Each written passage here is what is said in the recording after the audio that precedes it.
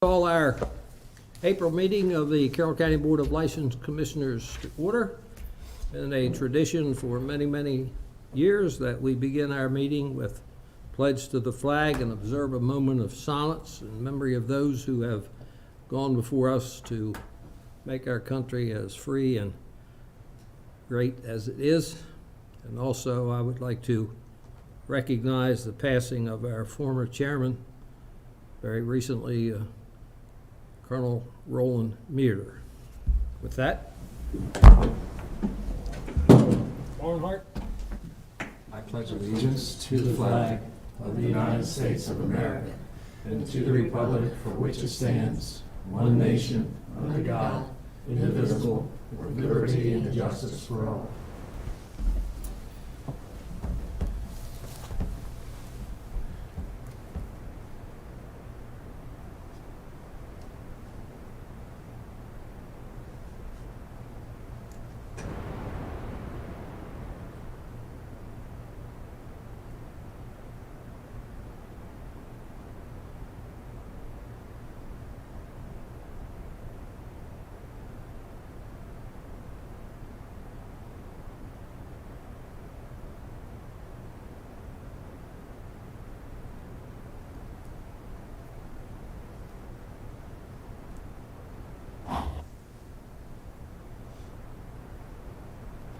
Thank you very much. You may be seated.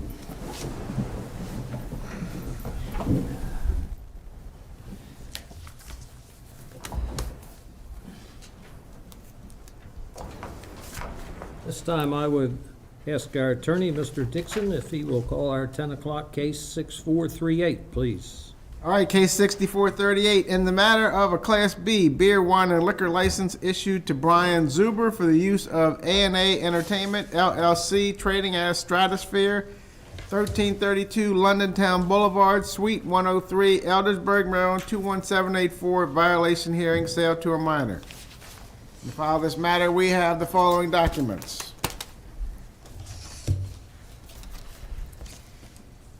A February 17th, 2023 letter from Kelly Schaefer Miller to the board. A notice of intention to defend with the box checked, I do not intend to contest the alleged violation. Dated February 14th, 2023.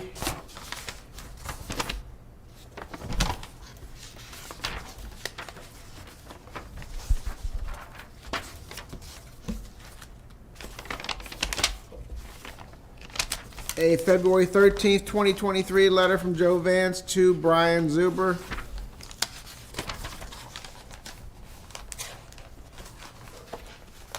And alcohol compliance violation sheet by Inspector Pullen, dated February 9th, 2023. And a notice of violation for selling alcohol to persons under 21 under the letterhead of Brian L. DiLeonardo, State's Attorney.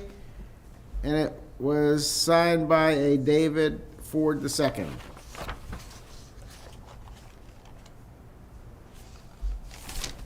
I would ask that the file be entered into evidence. We'll accept that into evidence.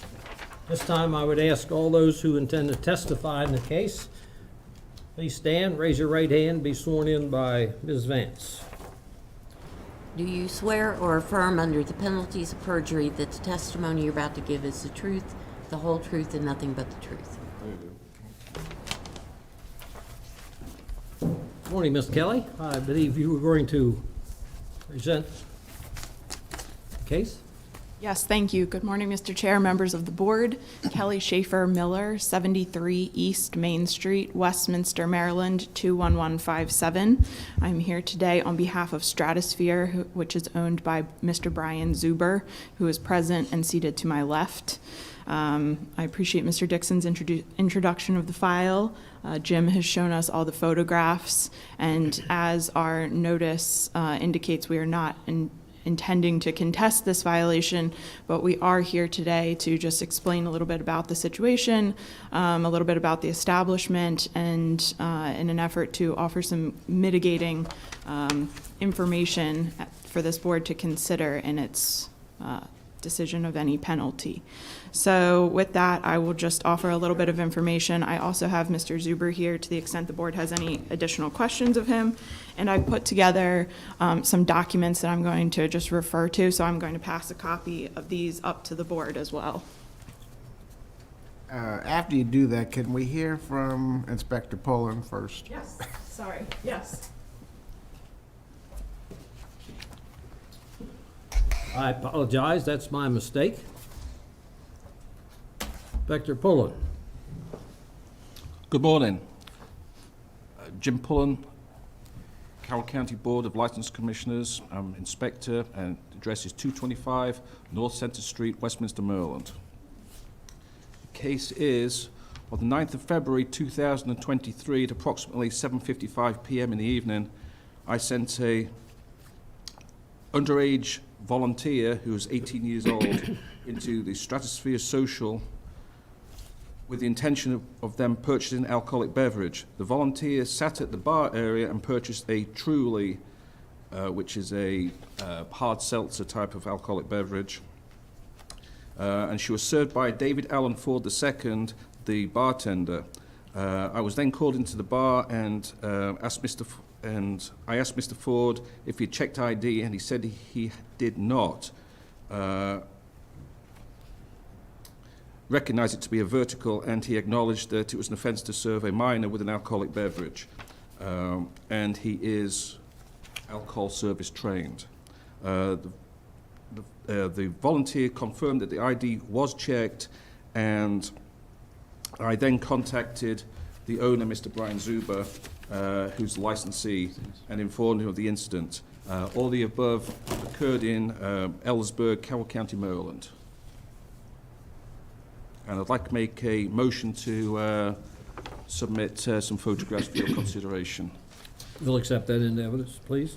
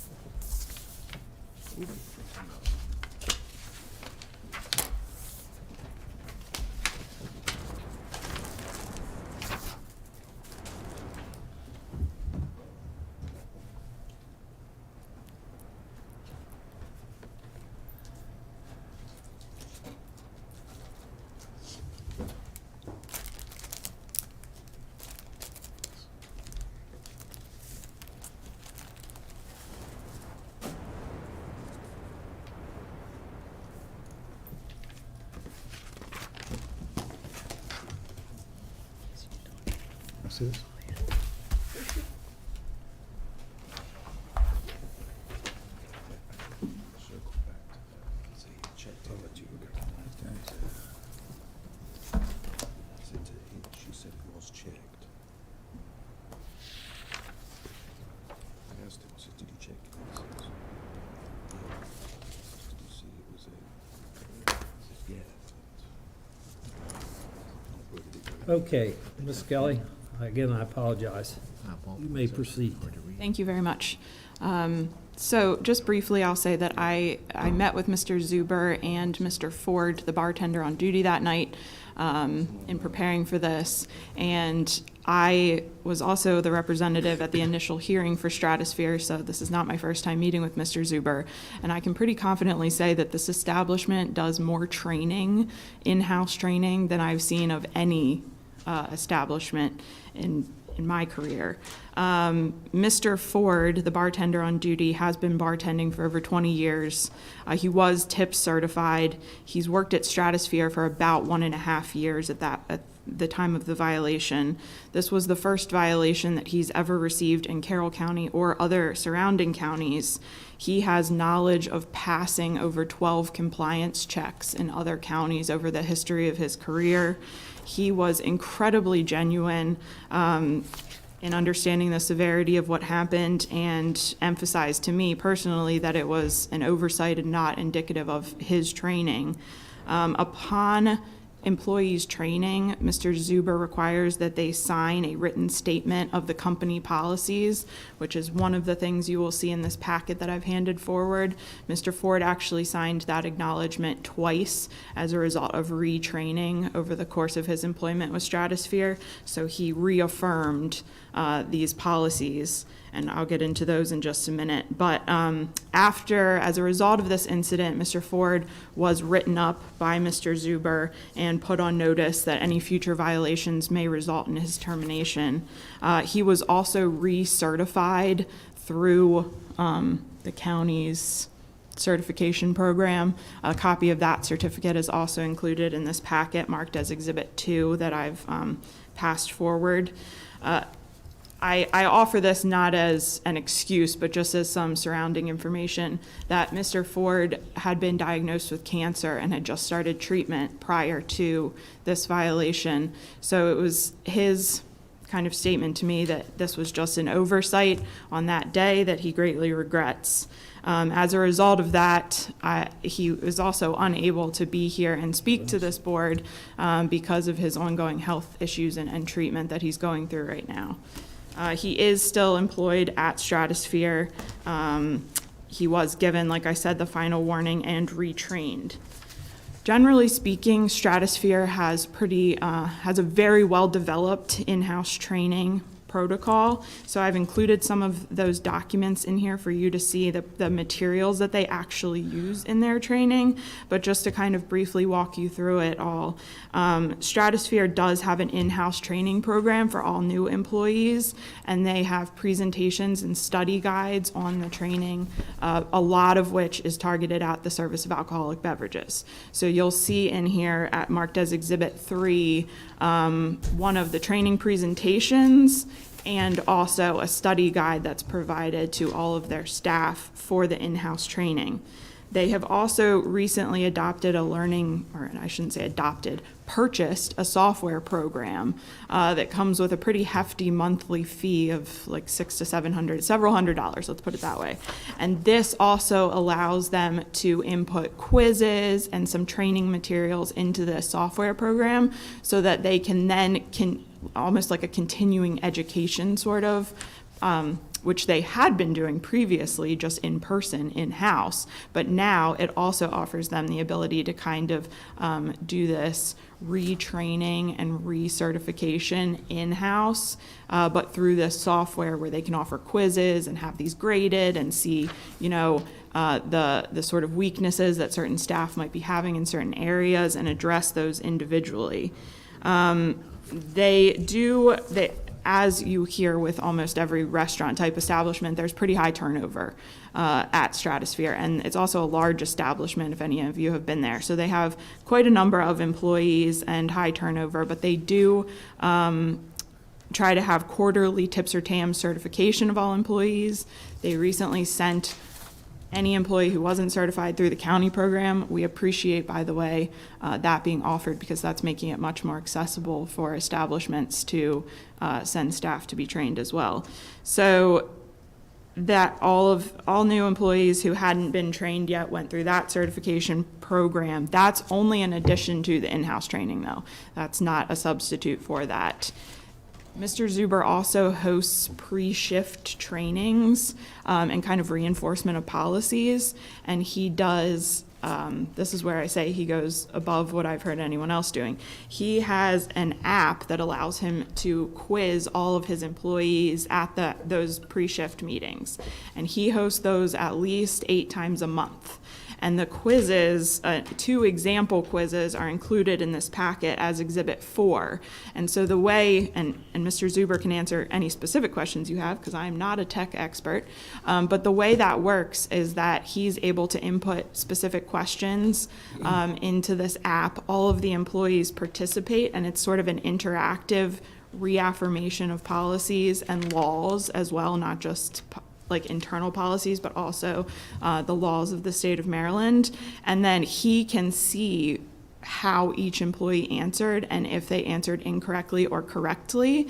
And then he can assess whether, it's an issue with the way the question was worded, whether that person needs to be retrained on certain things, whether they need to make some policy changes, that sort of thing. So that's like I said, that happens, these pre-shift meetings happen at a minimum 8 times a month with his staff. His existing policies, which were in place at the time of this violation, are that no verticals are accepted. They have a card-all policy at Stratosphere. They do have existing signage that says all of these things that I just said, and they also have a scanner that's available for employees to use to scan IDs. And so I've also included as Exhibit 5 in this packet that I've passed forward just some photographs of the signage that is around the establishment saying exactly those things. No acceptance of verticals, card-all policy. This is a licensee who takes his license incredibly seriously. He has a history in Baltimore City, Police Department. And so he is, I think you kind of see that exemplified in his training policies and procedures for his employees. But this was an unfortunate incident that happened with an employee on one day. This is not an indication of the seriousness with which Mr. Zuber takes his license or trains his employees. These employees are rigorously trained on the policies, and Dave was very well aware that the policy was we do not accept verticals and we card everyone. There was no question of that when I spoke with him and nor through Mr. Zuber's training. I will also just briefly point out that I don't know that this board has any role in this, but on April 4th, there was an incident at Stratosphere where Mr. Zuber's bartender successfully spotted a fake ID, refused service, and then where a manager also observed someone trying to consume alcohol that they had brought in off premises. The police were called, the police resolved the situation, those people were ordered never to come back to Stratosphere.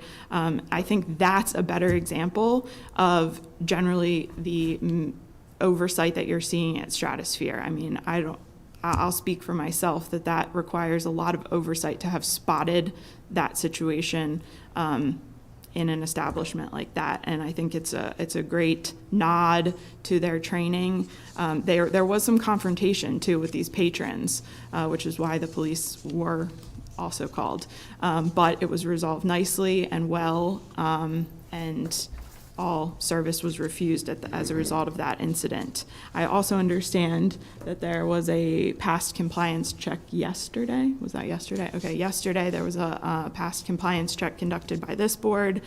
So I would ask you to take all of these things into consideration. I would formally ask that you enter these 5 exhibits, I guess we should call them, that I've passed forward, but they're really for you to just take a look through and to show to you the seriousness with which this licensee takes his responsibility in training his employees, and consider those factors in your decision today. And as I said, Mr. Zuber is here and able to answer any specific questions that you may have. Commissioner, do you have any questions? Can I give you some information that might aid the questioning? There's a violation sale to minor, March 17, 2021. Fine suspended, $300 fine suspended. There is a violation sale to a minor, April 14, 2021, fined $800.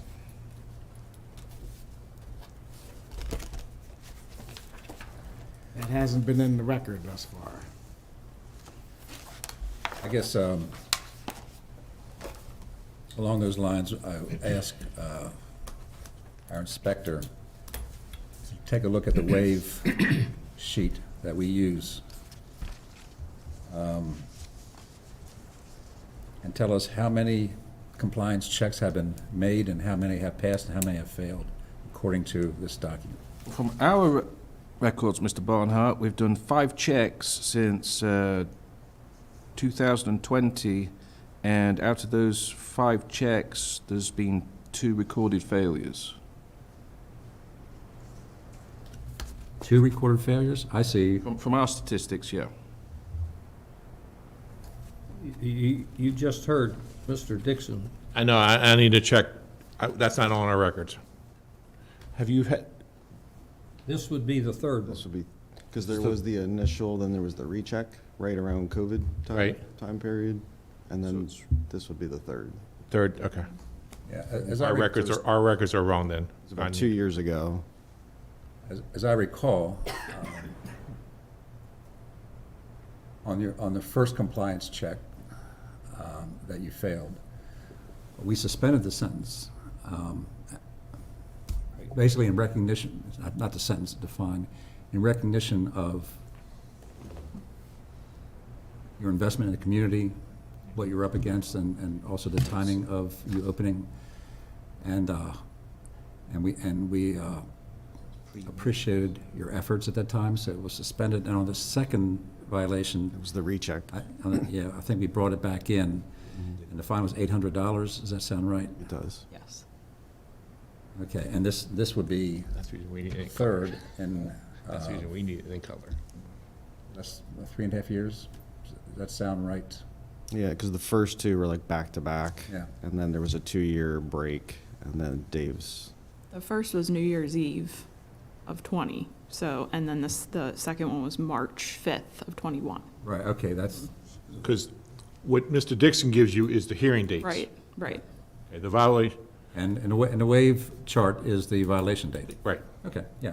That's right, it was New Year's Eve. So they are 2 violations then. Yeah. Was the first violation not at the previous location? This has never changed location. This has always been the same location. You weren't in the old mall or whatever they called it down there? No. Mr. Brawning, you must go to too many bouncy house establishments, because there is one in the mall. Yeah. No, I'm talking about the, There used to be one in South Carroll that was a smaller version, but this is not it.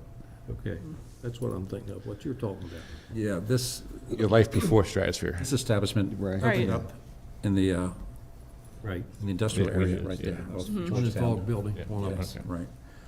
So, we screwed up. And we've been there. We visited Stratosphere Correct. as a board Mm-hmm. to look at how you're setting up the axe throwing. Correct. Mm-hmm. So we're all aware that it's quite a large operation, and I'm thinking pretty successful, and it's a great amenity. And you have a huge investment, and I know that you'd like to protect that investment. I also know that you'd like to serve the community by having these amusements available to Carol. So I guess the question would be, now that we've established that this is the third violation, within a 3.5-year period, what have you done? I mean, your counsel has Violation and then the recheck. Okay. explained very well what you do now, and it's pretty comprehensive, and it's appreciated, really. Between the last violation and this violation, what changes did you make in your operation? Yeah, a lot. I would say the frustration I was having, as council pointed out, it's the high turnover. So none of the employees are with me that were there before, except for a couple managements. All the bartenders, the servers, they're all new, and we were spending a considerable amount of time with paper and sit down and training, and our frustration was how to keep that consistent. So that's why between last time and this time, I made the investment twofold. So the one piece of software is it's $558 a month, and what that allows us to do is standardize testing, not only with from a liquor board perspective and alcohol training and everything that goes into that, but it's also our internal policies and procedures. So that's something that I can duplicate. People can do from their phone, they can do it from home. It doesn't require me gathering nearly 70 employees and then paying them all, and then we sit down and we train for 3 hours. You That have is nearly 70 employees? correct. very labor intensive, very expensive, and very, very difficult to try to get that consistency. So that was a frustration. How many serve alcohol? Nearly about 30-ish. Yeah. And, you guys can attest to that we have the training. Actually, I was already talking with the inspectors about having Stratosphere do a large training prior to, so that was another way I was looking at how do I do more training. So prior to this violation, I was already in talks with conducting more training and certification. So that software allows us to maintain that level. And then additionally, twice a week, we have the Cahoots training, which is an interactive game. All your high schools, colleges, middle school, they'll use this software as well as part of their training tools.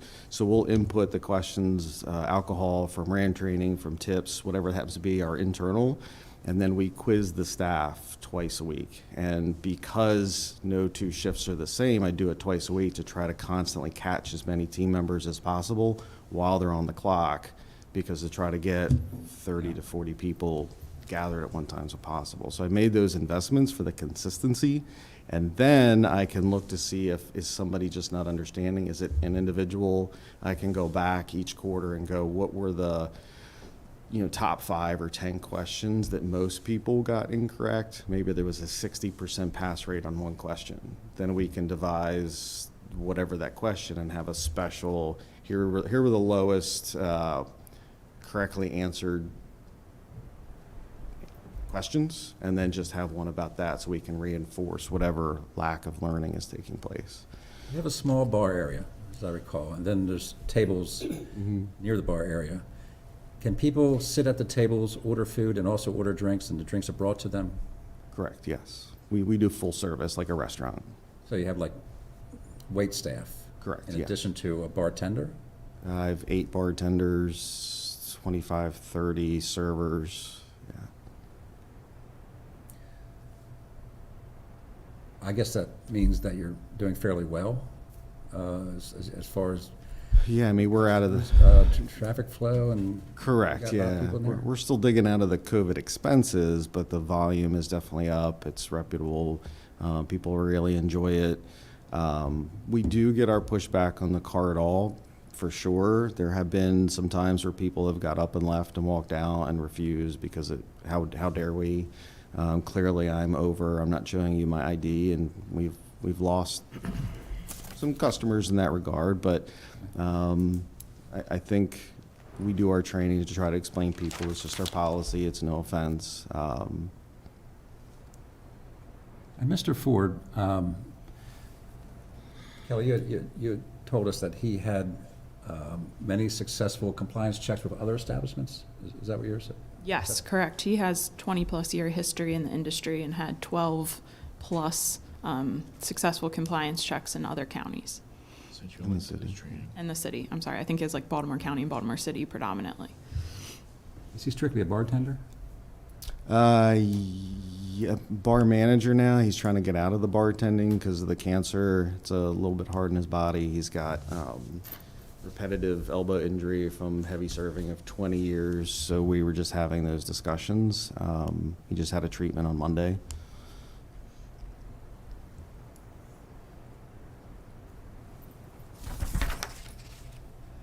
You have any questions? Yeah, would you say the packet, is that something, most of those things were established from your first violations to now this one?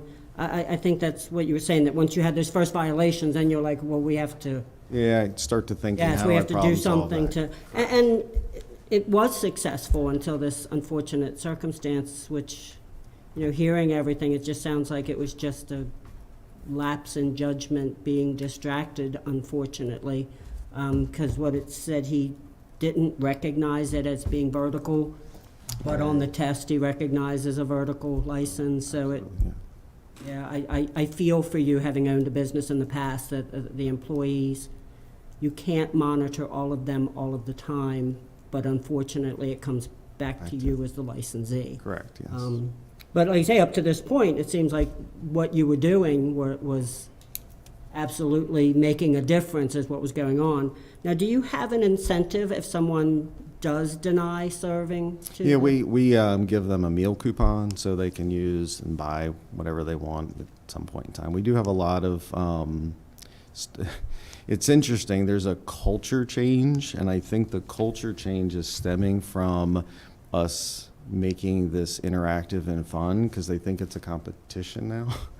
So there's a lot of hooting and hollering at a pre-shift when we give these quizzes about who's getting what right, and there's a whole podium, bronze, silver, gold, like, and they stand up and they'll make fun of somebody if they get something wrong. So it's actually brought the team together, and we're finding, and just want to let you guys know, the book that you gave us, we did identify a New Jersey fake the other day because they're like, this feels a little weird. They pulled it out and it's like, yeah, we're not dealing with it. So they jumped right on that, and right away, everybody wants to tell everybody, hey, guess what I did? So I think the culture has changed a lot too as a result of some of these. And I would anticipate that culture would continue to change. I've seen. Did they abandon the ID? They did not. They hightailed it out. Otherwise, I would have given it to you. We had another one where it was literally, wasn't even plastic, it was paper that they tried to pass. Weird. But point in that is they're taking it seriously, and I think the awareness is much higher because we do have the black light, we have the scanner, we have the training, and I think they like to tell each other now who spotted one, right? It's interesting. I find that very impressive that you have engaged your employees as such that it now has become something that they're owning, that they're feeling, you're feeling as an owner, they're kind of taking that onto themselves. And like I say, I find that very impressive that you've created that atmosphere in your business. Yeah, thank you. And I think I also try to share the business side of that with them too. So it's not just an individual level, but let's say if they are lackadaisical or do make a mistake, it not only affects potentially their job, but it affects their paycheck. It also affects everybody's paycheck because if we don't have a liquor license, we lose a large amount of our customers, the businesses, the events, the deposits that have come through. We'd have to refund those because it's a whole mess. And to getting them to think not just like an hourly employee, but what is the bigger context to that? You know, you've got friends that you work with and they've got kids to feed, so that affects everybody. So I'm trying to instill that type of mentality in there too, and I think that's helped the culture change a lot as well. Are you in there often? Every day. My staff often tries to kick me out because I'm there a lot. And you say he's going to move into a management position? Yeah, his body just can't handle the pace of a bartender anymore.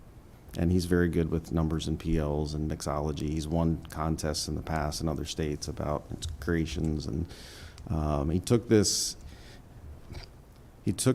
I think, very seriously in the fact that he wound up in the hospital the next day. So after he got served, he was up all night. It affected one of his treatments. His doctor pulled him back into Hopkins. They wired him up to try to reset stuff because not sleeping and making yourself ill over this wasn't good for him. So I'm trying to keep his stress level down. He's a really good guy.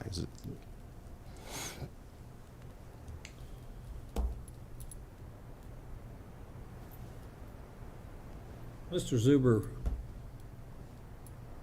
what's the percentage of alcohol sales versus food? I'd say we're probably 60 food, 40 alcohol in there somewhere.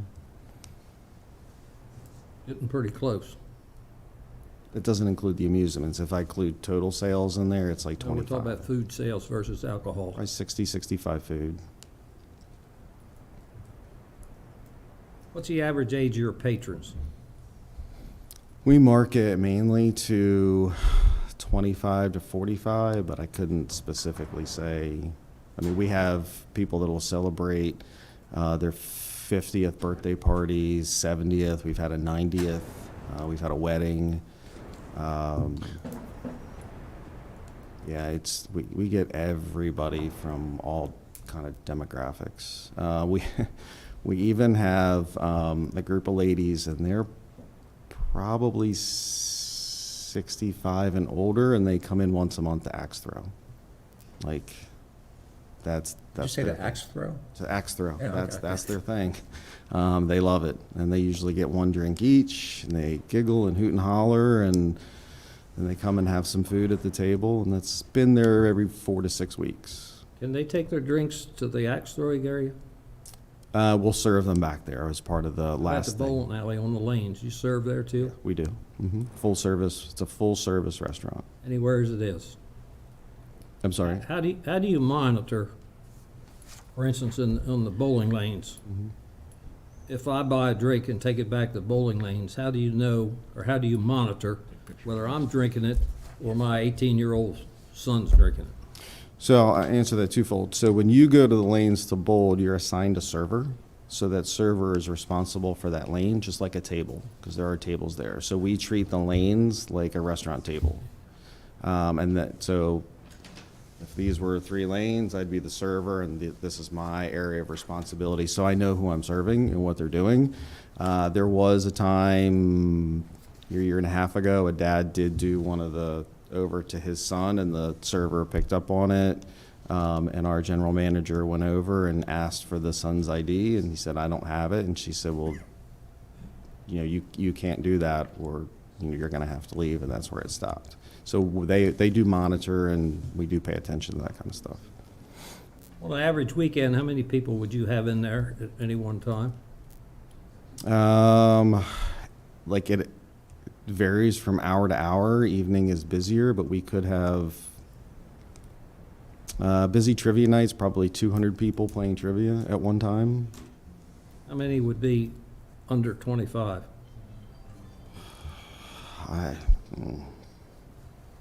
Probably not that many.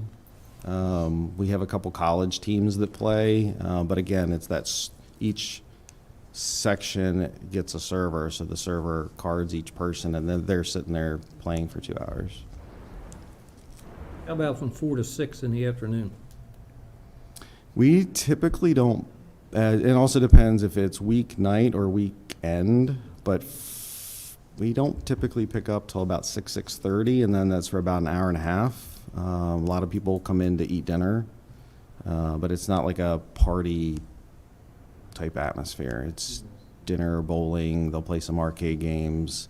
Some families will come in. We have a bookcase of board games and card games. Sometimes they'll sit there and they'll play Uno. You were a Balmer City policeman? Yes, sir. Early 90s. Have you any experience with restaurants or bars in Balmer City? Not back then. I worked Eastern. It was mostly narcotics, heroin, crack, cocaine, guns, violence. But subsequent to being an officer, do you have any other alcohol experience I in was Balmer City or Balmer County? So yeah, I was DUI certified. Like I went through that training. I was recognized as an expert in the field of narcotics in terms of training. I did my training with lateraled over to Anne Arundel County. I did some more DUI training there as well. I've made DUI arrests before. Testified in court under DUI. Subsequent to being an officer? After that, no, You have no other experience with the restaurant in any other subdivision? just Stratosphere.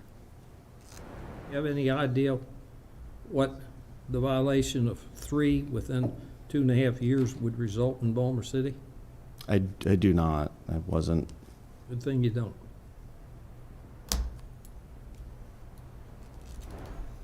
This is a great idea. When did you institute this procedure? When you say this procedure, you're referring to the Packet, Well, this manual. the exhibits 1 and 2 are Dave's acknowledgement of training and then his recertification. Exhibit 3 are the in-house training that we talked about, so he might answer that specifically. Exhibit 4 are those quizzes he was talking about, the interactive quizzes that were implemented in between. And then Exhibit 5 are the signs. More specific, when did you begin to have your employees sign this statement about alcohol? So that started, the alcohol has always been a thing, and as we've moved from payroll providers like ADP or APS, that was a digital signature. So as a new hire, you'd sit at home, you'd fill out your paperwork, and part of that process is a cell phone policy, an alcohol policy, and a bunch of other stuff that you sign digitally. So we moved from a company called APS, which is just a payroll service that integrates with our system, to ADP, which we just did in January. A lot of that historical stuff didn't port over because they were attachments, so we had to go back and redo in January. So from an actual, like what's digital and what's paper, it's a little messy in there just because of that conversion. In terms of the Tavuti, that was a matter of, how long have I had Tavuti? 6 months, and then probably another 3 months building it, because it's not out of the box. You have to build it. Like, you buy the software, you have to customize it, you have to create it all, you have to make your own videos, you have to import your own questions. It's not like you can just turn it on. So that was probably 90 to 120 days of just testing and building it before you could release it. Cahoots was a little easier, and we started that, I think, October, November last year. As another way to kind of ramp that up. So maybe a year and a half, about a year total.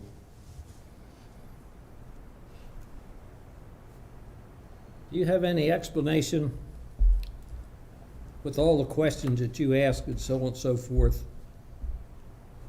To me, these violations are all coming back basically the same. We either looked at a vertical license or we didn't ask for an ID. And the most troubling thing to me is when we looked at the vertical license and served anyway. I don't care how thick this book is or whatever is in there. Alcohol 101, check the ID, and if it's vertical, it's out. Mm-hmm. Tell me how we can get this across to all the people that serve alcohol, because just about every case that we get for a violation to a minor today is a result. We either didn't check the ID or we checked it and it was vertical and we served them anyway. What can we do? 3 violations in less than 3 years. You're probably in the top 2% of licensees, and it's a serious problem. So what can we do? What can you all do as licensees to prevent that? You can train your employees all day. If they don't pay any attention to it, you, the licensees, are the ones that stuck with it. What can we do? I agree, and it's very frustrating. I was having this conversation with my wife, talking about what do we do, and she made the comment to me, she's like, well, it's not like you can stand there next to them and like elbow them every single time. I'm like, no, I've got 30 people 365 days of year that are looking for and asking for licenses. And while our first one was New Year's Eve 2020, we had barely been up and running, right? So definitely not a lot of training and iteration. And that should have never happened. Never happened, because you just opened up. Correct. And I think it went back to, I think, the excitement and just people coming out of COVID and what are we doing, and worried about all kinds of stuff, right? So our frustration, I think, as all licensees, and we talk about it, is we beat the staff over the heads. We give negative reinforcement, we give positive reinforcement. We let them know it's criminal, so it's significant for them. We let them know that, it affects everybody's pocket. You're going to have to hire a lawyer if you get criminally charged. It's very expensive. There isn't a day that doesn't go by that we don't talk to our staff about it to nauseam. We have my dishwashers answer these questions. Like, they know the process. They know the answers to the alcohol questions. They have absolutely nothing to do with alcohol. I can tell you right now, Ben, who works in the game room, he's one of the fastest ones. He's just quick on these games. He knows all the answers. The dishwasher knows them. That's the extent that we do this. But in those moments where people are having a bad, like even Dave, after he served that, he told me, he's like, I was questioning myself in that moment. What did I just look at? Like in that moment after doing it, he was like walking it back through his head, and he's done it for 20 years. So other than trying to create a culture change where it's almost like an internal competition with team members and they're looking out for one another and you're positively rewarding them, I don't have a great answer to say I can always force somebody to do the right thing all the time. We all know not to speed, and occasionally I look down and go, oh, I didn't mean to be going that fast, but I was. Let me take my foot off. But if there was a trooper sitting there, I'm getting a ticket. In that moment, I made a mistake and I was speeding. And I think sometimes in those moments, they honestly just space out. Like Dave, he's going through cancer treatments. Maybe he was thinking about that in the moment and wandered off. Our general manager, her house just burned down 2.5 weeks prior, and it's been a strain on everybody, working a lot of hours. Like I wish I had the silver bullet, because I'd share it with everybody. Like, here's the magic wand, just do this. It is incredibly frustrating. We talk about it a lot, and I try to convey to them it's not a small deal. It impacts everybody, and that's why I made the investment. We spent $1,300 on training to get everybody trained, whether 18 and over, because as 18 and over, everybody got trained. They might not even touch alcohol, but they're 18 and over, so they got trained. The software that I pay for, the subscription for the Cahoots, it's a constant weekly thing that we do every week. So I know just you were asked this question, I'm sorry to interrupt, but I missed it. I was looking at something about incentives to employees who successfully prevent underage sale. Yeah, we tried the gift card route, and they were like, "Nah," but you feed them, you give meals, and that's through their stomach. Like, that's the little thing that says, here's your ticket or whatever. So you do have an want. incentive program of sustenance.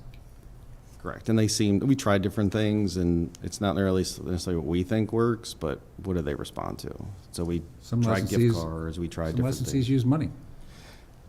It's personally, so this is my establishment only, I have a really good group of people. They're not comfortable taking money. They flat out, a couple of them said, it's kind of our jobs anyway, and that's a lot of money that I'm going to be giving away. So we went the food route, and that was their idea. Well, you wouldn't be giving away a lot of money because it would be a great investment that you prevented an underage sale. And I am hoping that there's not a lot of underage people going in there trying to get served. We do the fakes. Like, anytime we have to do a refusal, it just doesn't count like, oh, somebody came in and it was underage. It may be like the New Jersey fake that we had, or the cardboard one, or Somebody without an ID, out any an ID, refusal of that kind of service. stuff. So we're just not trying to pass this. We're trying to look at the bigger concept. Oh, I agree. It's basically impossible for you to completely monitor every one of your employees. Yeah, What is refresh my memory, everybody makes mistakes. Lord knows I made enough of them. What's your card policy now? we ID all. Everybody. Yeah, and that's why we've had people walk out on us. And you don't accept vertical IDs. The only way we'll accept a vertical is it has to be escalated to management if it's out of state, because some out of state, I mean, they're older. You don't see that very often, though. Not very often, so it's easy to go, hang on, this is out of state, let me go talk to somebody, and then they get out the books. There's a whole process that we go through. We have one from New Jersey, and we said, oh, she's like, no, this happens before. Say, it's fine, I'll just take some water. Okay. Any other questions? If there are no other questions, testimony is now closed. We'll move into the final stage. But before we do that, Inspector Pullen, do you have any comments you'd like to make? when this violation occurred, I was actually very shocked because whenever I've been into Stratosphere before, it's well managed and it's tight establishment for alcohol serving.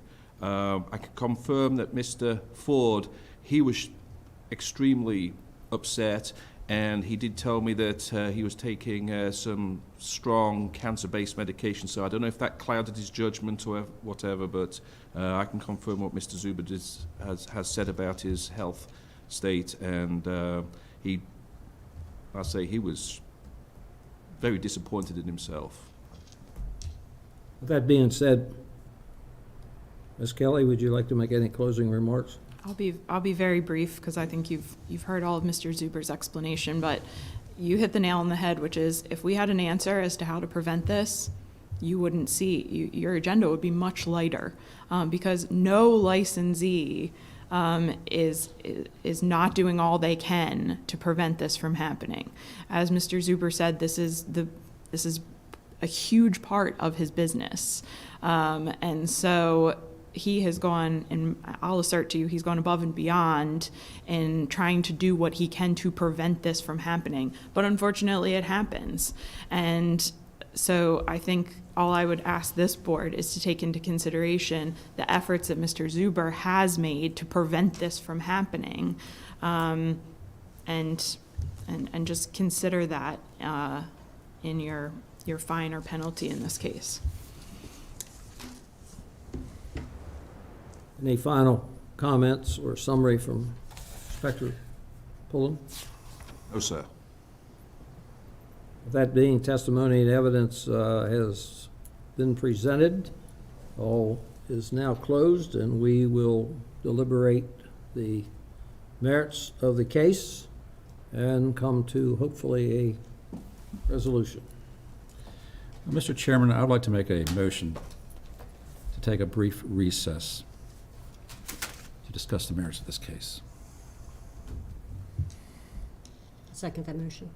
Motion's been properly made and seconded that this commission recess to discuss the merits of the case and receive legal advice.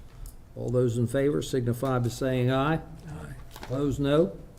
So ordered. We will take a recess.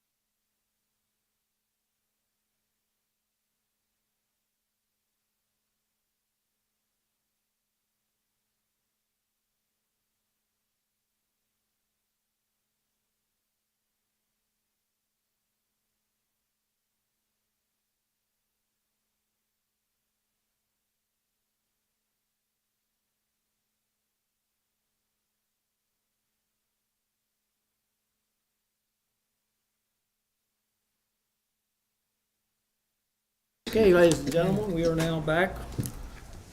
I make a motion to go back into regular session. I second. Motion's been made and seconded that we convene and go back into regular session. All those in favor signify by saying aye. Aye. Opposed, no, so ordered. We talked about, As- for legal advice, Right. some of the consequences of the potential penalties in the case. Thank you. You beat me to it. Now that we're back in session, as our attorney mentioned, some legal questions as to penalties and severity and so on and so forth. We required some legal advice. With that being said, we'll continue to the resolution of the case. Mr. Zuber, I am sure that we all agree on this board that you have done a magnificent job trying to prevent this sale to underage patrons. Your attorney is right. I have not seen any licensee who has made a greater effort or gone to greater expense than you have to prevent this from happening, and we appreciate that. And we recognize it, and we feel that, well, public safety is our top concern, that we feel it's also one of your top concerns, if not the top concern, and we, take that in consideration. Your attorney has very clearly laid out all the mitigating factors that we should consider, and I think there are many. Under normal circumstances, we generally follow kind of a guideline about assessing fines based on compliance failures. We use a window of time, a number of failures in the window of time, and so forth.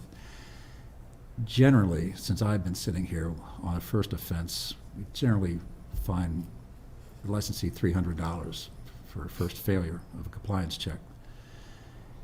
And we have historically just doubled that as the failures accumulate. So a $300 fine would, the second violation would be a $600 fine. And then you get a $1,200 fine. Now, this is not a hard and fast rule of this board. There are always mitigating circumstances. There's always aggravating circumstances. Every case stands on its own. Your case stands on its own for the reasons that your counsel has put into the record, and that I've just enunciated.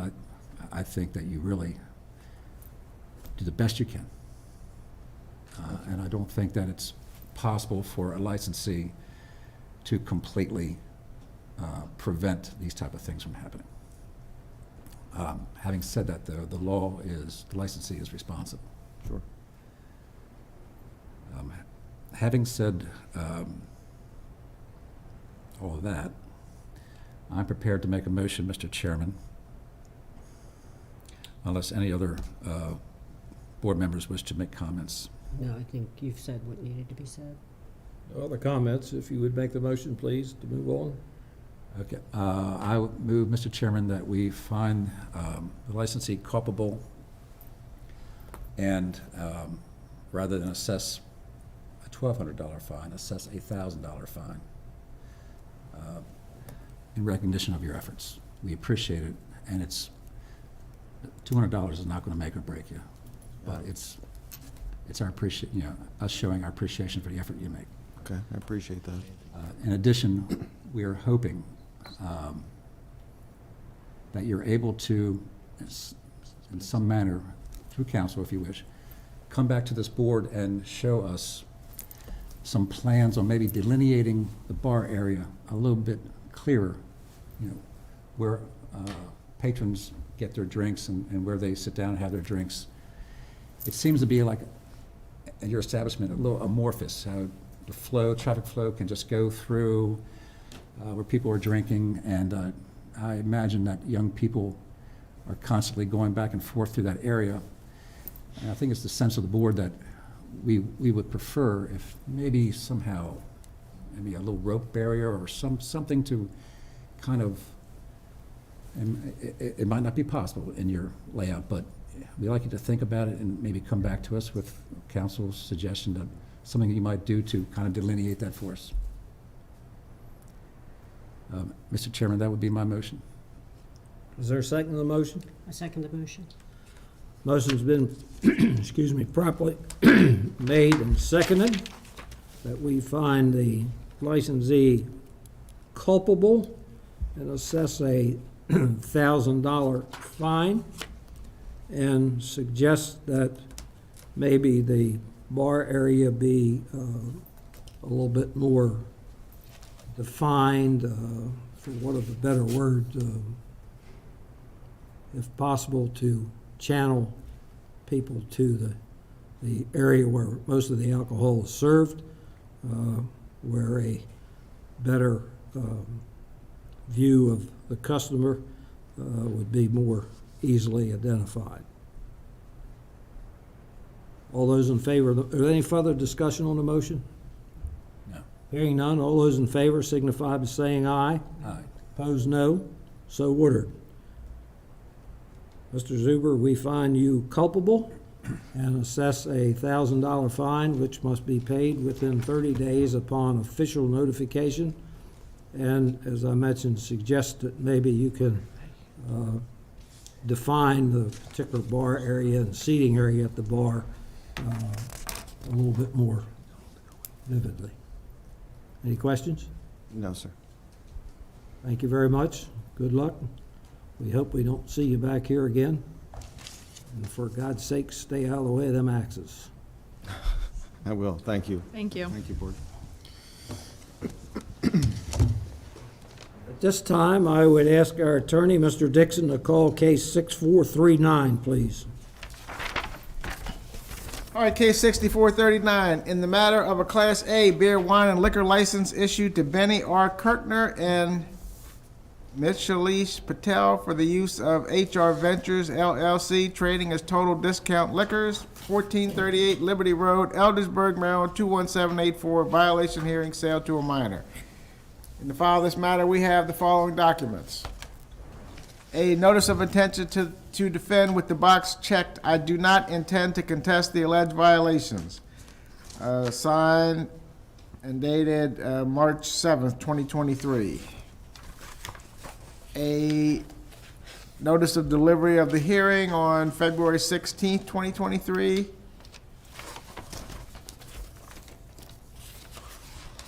A February 13th, 2023 letter from Joe Vance to Benny Kirkner and Mitch Hillish Patel. An alcohol compliance violation sheet completed and signed by Inspector Pullen, February 9th, 2023. And a notice of violation for selling alcohol to persons under 21 under the letterhead of Brian L. DiLeonardo, State's Attorney, and signed and completed by Jeremy Benziger. I would ask that the file be entered into evidence. We'll accept that in evidence. This time, I would ask all those who intend to testify in this case, please stand, raise your right hand, be sworn in by Ms. Vance. Do you swear or affirm under the penalties of perjury that the testimony you're about to give is the truth, the whole truth, and nothing but the truth? I do. You may be seated. Inspector Pullen, I believe you will present this case on behalf. That's correct. Inspector Jim Pullen, Carroll County Board of License Commissioners, Inspector 225 North Centre Street, Westminster, Maryland. The case would be that on the 9th of February 2023, at approximately 7:28 p.m., I sent an underage volunteer, age 18 years of age, into Total Discount Liquors with the intention to purchase an alcoholic beverage. The violation, the volunteer was sold a 6-pack of Busch Light beer, an alcoholic beverage. by a Jeremy Thomas Bensing, the clerk. Upon my arrival, I spoke to Mr. Bensing, who admitted serving the beverage to the minor. He told me that he knew it was a criminal offence to serve a minor with alcoholic beverage, and he told me that he failed to check the ID at all because the volunteer, quote, looked older than 21 years of age to him. He said he was TIPS or TAMS alcohol beverage certified. I then contacted the duty manager of the establishment, Mr. Jake Marsico, and told him of the violation and presented him with the paperwork. All the above occurred in Eldersburg, Carroll County, Maryland. I'd like to make a motion to the board to submit 4 photographs for evidence. They've been shown to the, They have, yes. we'll accept them into evidence.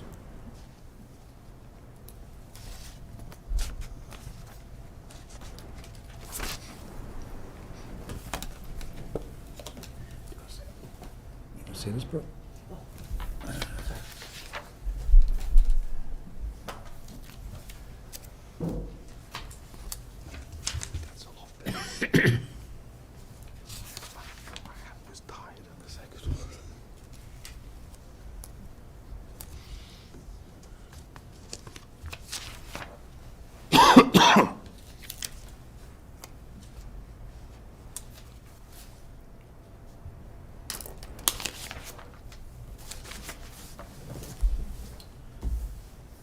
Okay, at this time, Mr. Kirkner, do you want to tell us what happened? Before you testify, state your name and address for the record, please, and spell your last names. Benny, last name is Kirkner, Kirkner. Mithilesh, last name is Patel, Patel. Your address? 7969 Blue Stream Drive, Elk Ridge, Maryland, 21075. Are you going to tell us what happened, or? Yes, sir. So the night of, Mr. Jeremy was at the register, and he failed to ask for an ID for an underage person that was sent to the store, sold him a 6-pack of beer. And plain simple, he didn't check the ID. He should have. What's your policy for checking IDs? We initially, when we were here for the license transfer, I'd said 35 and under should be required to, should be ID'd. Post the violation, I've changed that to 40 and under, just to be on the safe side, because someone looking, a 40-year-old might, or a 30-year-old might be closer to 20 if that happens, but a 40 to a 20 is a big difference. So try to implement that. As far as vertical IDs, that's a no, but in this case, it was just, he didn't ask for ID, otherwise it would have been a no. So vertical IDs have always been a no, right? Yeah, it's always been a no. And post that, now we have put in systems where we're doing ID scanning every single register. Even my front door has a signage stating that we scan IDs at this location. All the point of sale systems has the same signage. Every single item that is scanned through the registers, the system automatically pops up with a scan driver's license prompt, which the cashiers have to either ask for ID and scan, so they have to hand them over physically for it to scan, and the system automatically detects if it's 21 or under. At the same time, they're required to look at the date of birth and everything else and match the picture. So Is that every customer? I'm sorry for interrupting. I'm sorry. that's every customer. So we initially did that in a way where it would not let any of the cashiers bypass it whatsoever. We ran into issues where they were elderly customers, and it was just taking too much time. So now we made it to a way that you do it, you can bypass it with a password, but you still try to do it as much as possible. As long, if you feel like they're 40 up to, younger than 40, then just scan it. So you can have a customer and you can bypass the scan. The cashier scan, yes, with the password, but they still have to, so the way it happens is even if you bypass it, it's every single item. So if they're buying 10 bottles of wine, then it would ask them 10 times to bypass that. So I've made it to a point that it's really annoyance, to a point that they're being, presented to do that at least 10 times, if that's what the transaction is. Put it on the wireless scanners, I put it on the receipt papers, it's all printed nice on white paper, don't forget to check ID. Same message. We've had the whole team go and get recertified regardless of where they were with the TAM and tips, so they've done that, the entire team whatsoever. Even the guy filling up the coolers and non-customer facing, they all are required to do that. We are using radio systems now, so with headsets on, I've been telling the team to sort of look out for each other, and if they see something, or someone that's coming, either young or whatnot, try to get on the headset and just alert someone else in the store so everyone's on the lookout. So we've been trying to do that. As an incentive, it's always been that way that from the day we took over the store, I've said that we have incentivized if you successfully card, cadet, you get rewarded $150 gift card. So that's already in place. Bill, I'm working on another system upgrade, which will require dual, basically. So they will have to scan it at first, so that's like first layer. And if it passes that, you have to punch in the date of birth manually, which would force the cashiers to automatically read the license and not be in a rush, because they'll have to know the date of birth to punch it in there. So that kind of builds a second layer of, protection for us. Are you also going to allow a bypass on that one? No, that won't be. Was this in place when the sale happened? No, The original one was not in sale? no. The scanner, okay. Tell us about the signage that you have regarding vertical IDs. Signage, so vertical IDs is a no. Right. And we basically have the We Scan ID signs at all the registers, so they just say that we scan IDs. But vertical is a no across the board, and that's always been that way since, I've been in there. What I'm thinking of is signage. Some licensees have it at the door. We do not accept vertical IDs. Vertical IDs, Sometimes that heads off a problem. It also reminds the employees. right. 'Cause they- It's a sign, but I think it's really small, so it might not, it's customer facing, it's by the ATM. So there is there, but it's not at the registers, no. Might be a good idea. Yeah. Sure, yeah. And we have also, all the registers are now equipped with those booklets, which has every single ID in the United States across all the states, so they can identify all the latest versions. So if it's an out-of-state and they're not sure about it, they'll still go through the book just to kind of cross-check if it matches. So those are the steps that we've done so far. Thank you. What did the server say when you questioned him or her about it? He knew from the moment Mr. Jim walked back in the store, this is an individual that strives to be in the law enforcement. He's been a manager for years, and it was... The server we're talking about? Okay. Yes.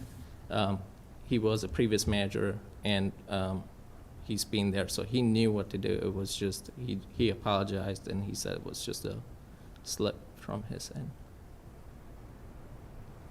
You say he's a previous manager? Yeah, so he used to be a manager up until we took over. He went to work for the correctional facility, I believe. County lockup here, he was a guard, but he wanted to work part-time, so he came back to Mickey and asked, and he put him on. This really is some of our best people, I'm afraid to say, but... Well, there's been no, with the previous establishment, with the employee, there was no problem prior? No. He opened, closed the store, he managed, he was underneath the general manager, but He was motivated, college graduate, not disgruntled. We looked at the film, he just lost focus, I guess. I don't know. I don't know if you can ever get an answer why they serve him, but So he worked at the store before the change of ownership? Years. Years, yeah. And as a manager, so. As far as you know, he's never had any problems before? Another one of those cases what amazes everybody, you know, they just make mistakes. Was this your first compliance check since you took over? Was it the first one? Yes. And do we have any records of the previous owner, like if it's possible that, I did a compliance check prior to the transfer of the license, and they were successful that time. It would be in the folder Tim Dixon has. we had one in 22 years previously. I thought they had just done a compliance check a couple days ago. Did a recheck yesterday at lunchtime, and they were successful in that. Well, the license was transferred October 12, 2022. Yeah, but before that, there was Prior a to- violation in 2018. There was a violation 2018, fined 300, suspended 300. So that's the first violation that they had for years. Right, yeah, that I store has remember always right. been on top of things. Any other questions?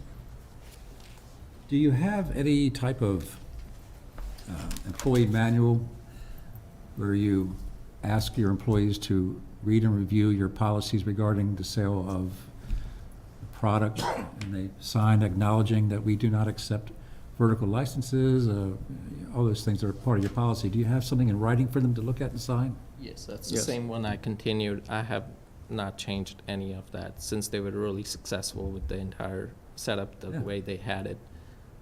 We're using the exact same copies right now. You didn't bring a copy for us today, did you? No, but That's okay. I believe you. I just.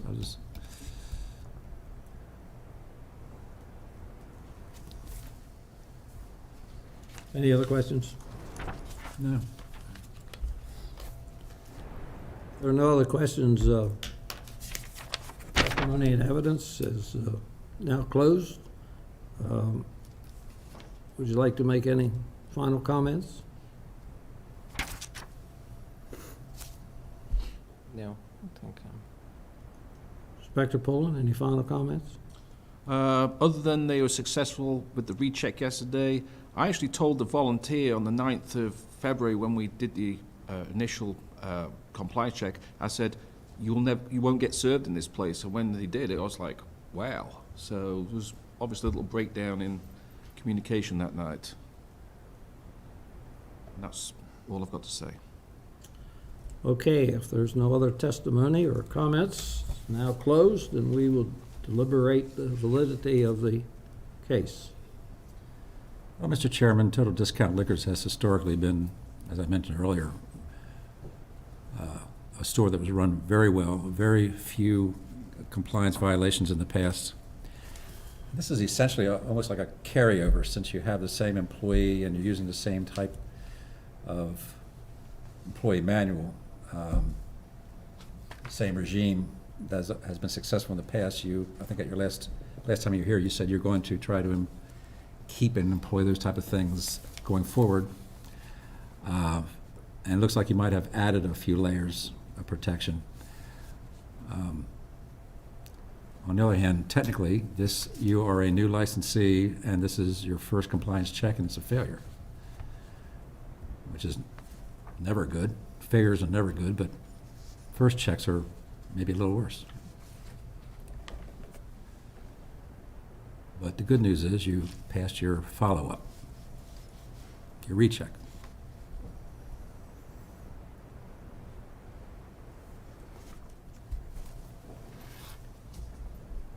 I agree with Commissioner Barnhart. The first check, it's been 6 months since you opened, and you would think following the same history of the previous owner that you would have passed. And we realize that things are beyond your control, but unfortunately, there are consequences to actions when minors get sold in alcohol. So That being said, I'd be prepared to make a motion. Please do. I move that we find, in case 6439, Total Discount Liquors culpable of sale to a minor violation and impose a $300 fine. Is there a second to the I'll motion? second that. Motion's been properly made and seconded that we find the licensee culpable of a violation hearing for sale to a minor and assess a fine of $300. Is there any further discussion on the motion? No, sir. Hearing none, all those in favor signify by saying aye. Aye. Opposed, no. So ordered. Mr. Kirkner, it's unfortunate, as of 22 years of successful business at this establishment, that we find you culpable and assess a fine of $300, which must be paid within 30 days of official notice from this board. Therefore, we assess, as I mentioned, a fine of $300 and find you culpable. Do you have any questions? Thank you very much. Continued success at the location. Good luck. We hope we don't see you back here, Mr. Patel. Hope not. It's always a pleasure to have Mr. Kirkner here, but not under these circumstances. Thank you. Thank you, gentlemen. Good luck. Have a good day, guys. Me too.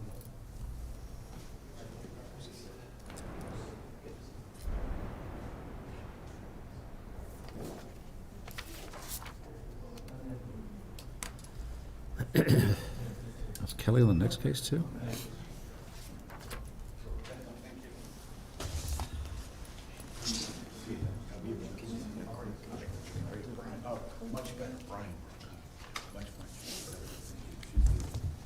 This time I would ask our attorney, Mr. Dixon, to call case 6440.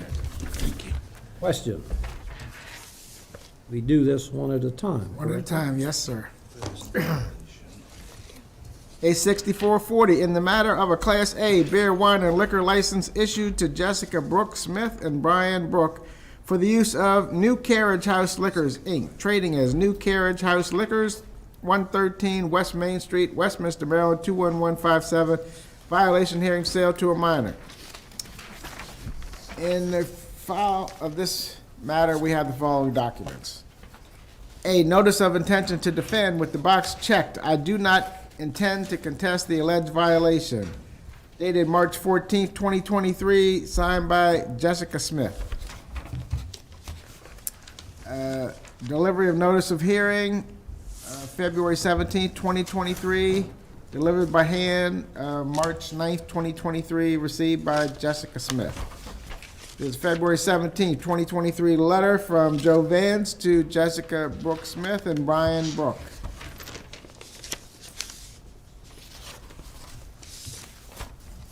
There is a alcohol compliance violation sheet completed and filled out by Inspector Pullen. Signed by Manager Jessica Smith. And there's a notice of violation for selling alcohol to persons under 21 under the letterhead of Brian L. DiLeonardo, State's Attorney. And it was completed and signed by Ryan Thorne. I would ask that the file be entered into evidence. We'll accept that into evidence. This time I would ask all those who intend to testify in this case stand to be sworn in by Ms. Vance.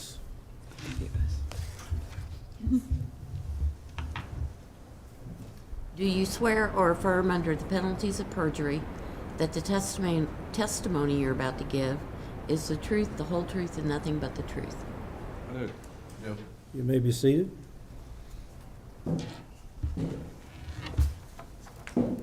Inspector Pullen, will you be presenting this case? I shall be. Please proceed.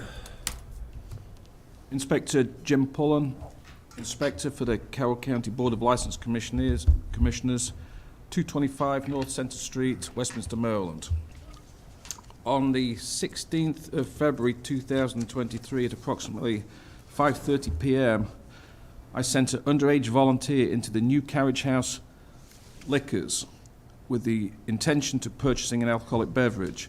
The volunteer exited the store with a 6-pack of Mike's Hard Strawberry Lemonade, an alcoholic beverage.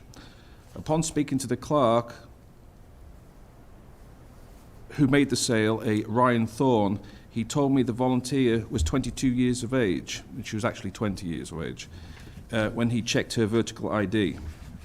He told me he knew it was an offence to serve a minor an alcoholic beverage. He said he was TIPS or TAMS trained. I then spoke to the licensee duty manager, Miss Brooks, and told her of the incident. All the above occurred in Westminster, Carroll County, Maryland, and I'd like to make a motion to supply 3 photographs, which I have shown to. Before you do that, Yes, sir. the date of your inspection was when? 16th of February. I put December on here for some unknown reason. It says February at the top, and I put December down here. That was an oversight on my part. Okay, we'll accept them into evidence. Thank you.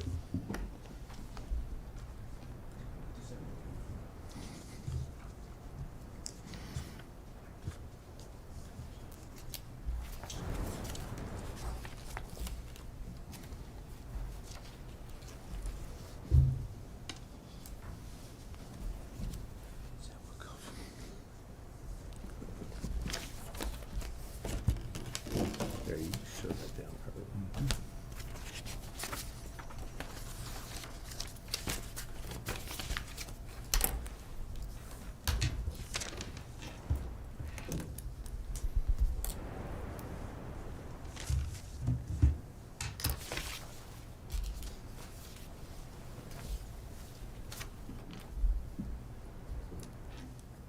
May I remind you that those of you who testify in this case, please state your name and address before testifying and spell your last name. With that, Ms. Kelly, welcome back. Thank you. Good morning. Kelly Schaefer Miller, 73 East Main Street, Westminster, Maryland, 21157. Quickly, can I just clarify to Mr. Pullen, did you enter both sets of photos? No, just the first case. Okay. Should we talk about them both? I No, think we're it, keeping No. them separate, two separate Okay. cases. two separate cases. Okay, all right. I am going to give you all of my information as part of this initial case and follow up with any additional questions as part of the second. I will do what I did for my earlier case and Mr.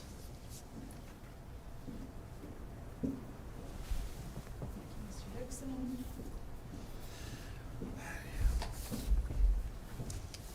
We have prepared a packet of documents that I'll discuss during some of my presentation, so I wanted you to have them at the inception to have them in front of you.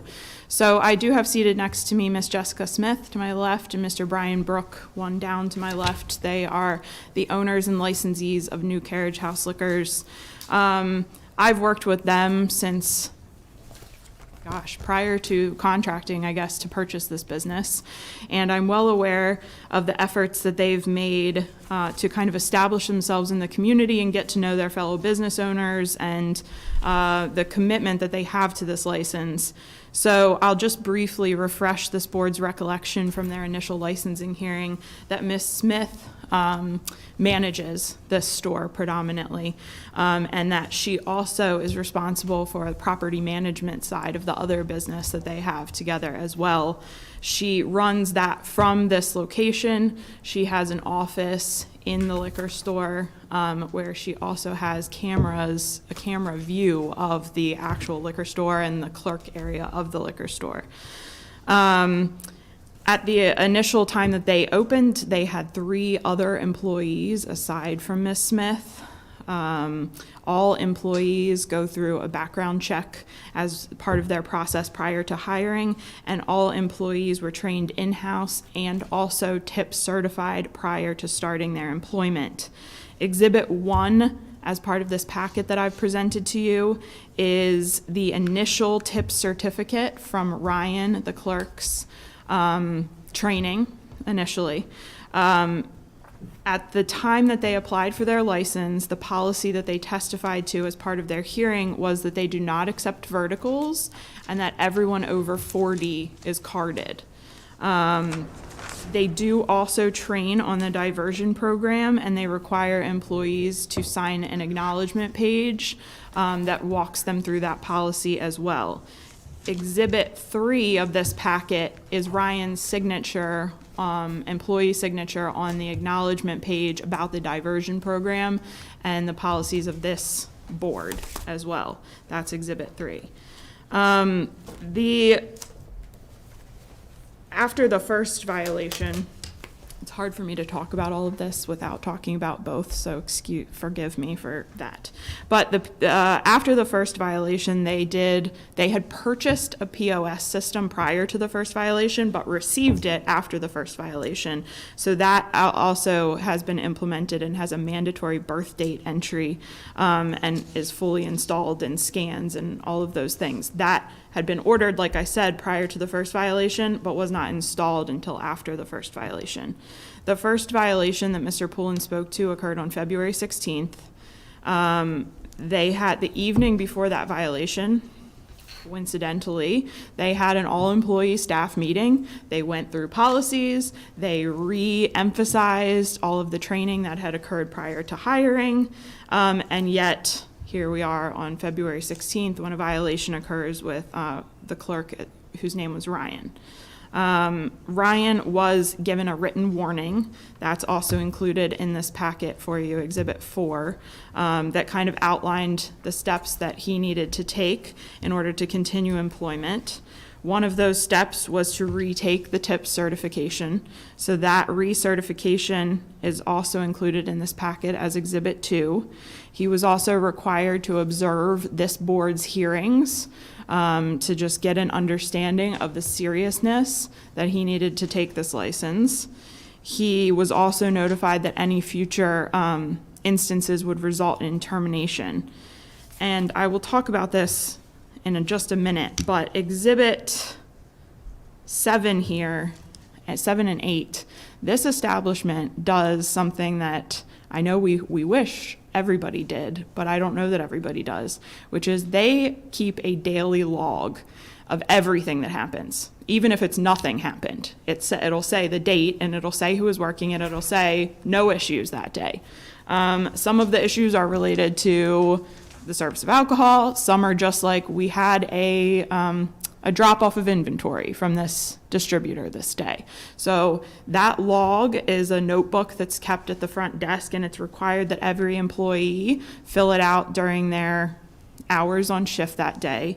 What I have done as Exhibit 7 is compile a summary of that log that shows you all of the refusals of service that have occurred since they took ownership, and the employees that refused those services and why those services were refused. So I will note, interestingly, that Ryan appears to have learned something after his first violation, because he has 2 successful compliance checks that he notes in the log of refusing service. Unbeknownst to anyone as to why Ryan didn't follow the policies, he then had a second violation. In between the 2 instances, on February 26th, there was actually an all-staff meeting. Brian Brook, one of the owners, hosted the meeting with all staff. They ran through all of the policies. They did effectively another in-house training, and he had a guest speaker appear who is a well-known manager of another restaurant, not in Carroll, but to kind of reinforce the importance of alcohol service. And so they had that meeting. And then unfortunately on March 16th, Ryan committed a second violation, and he was terminated immediately upon that violation. So Ryan is no longer employed with this establishment. I want to overall, from the establishment perspective, note that one of the changes that they've implemented is that now there's a card all policy, not a card over 40 years old. They have updated some signage to that effect and just re-emphasizing the that they do not accept verticals. So I've included in this packet before you, Exhibit 5 is the signage that existed previously, and Exhibit 6 is the signage that was updated. Some of the signs that were updated. So none of them were taken down, just to be clear. It's just some of them were updated with additional information. Like I said, Exhibit 7 and 8 are that incident log. I think that my personal assertion to you is that this is an incredibly unfortunate situation with an employee who fully disregarded all of his training. There was no indication that he was going to disregard that training, obviously, otherwise he would not have stayed in employment at this location. These owners and Jessica being there almost on a daily basis, overseeing, have done just about all they could have to have prevented this situation from occurring. And unfortunately, we're looking at an employee who, without having him here to explain, just completely disregarded all of his training. I know that these license holders are incredibly upset by the situation. They take it very, very seriously. And they are, just as this board always emphasizes, looking for every possible opportunity to train an employee for this not to happen. So, with that, I do have Mr. Brook and Ms. Smith here to answer any specific questions that this board has, but I do think this is an example of a very small establishment, 3 employees who are trained about as much as they could be. And unfortunately, we had one employee who had to be terminated because that was not sinking in for him. Thank you. Questions of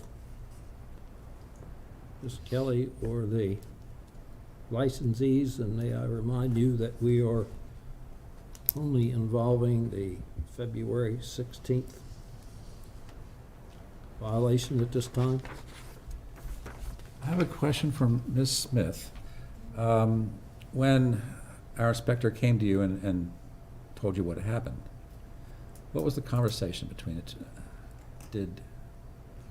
What did you say to him? Well, first, I think I'm supposed to say my name and address. So it's Jessica Smith, SMITH, and the address is 2801 Manchester Road, Westminster, 21157. That Ryan, I believe I said that Ryan knew that we don't accept vertical IDs. I don't understand why he would do it.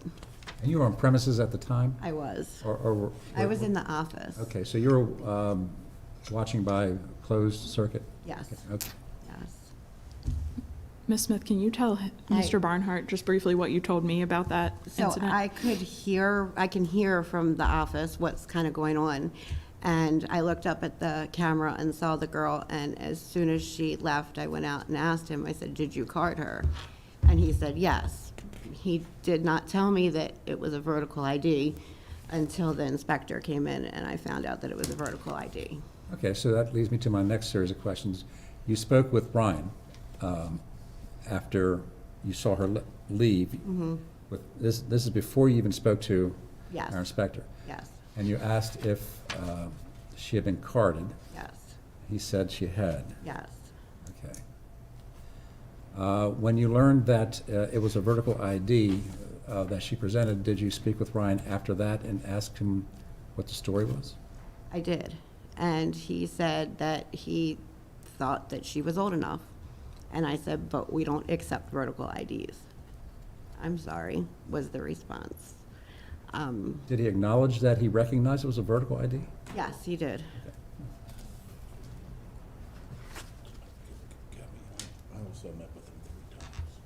Hold on just a second, Brian.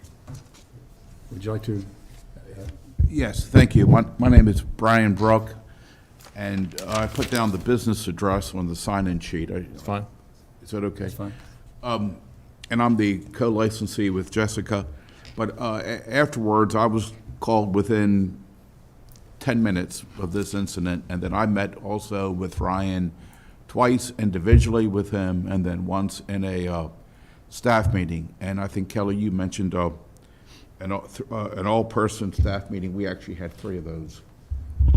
I had one, Jessica held at least 2 and holds them on an ongoing basis. But I immediately got on Brian and spent time with him as a coach. I would say that I don't know what he's thinking or what has happened with him, but I have some history here. His mother was our nanny for my 28, 29-year-old son, and Ryan was a baby, and his mother watched my son and him 29 years ago. So I've been able to watch this family and watch him, but I don't know what's happened with him.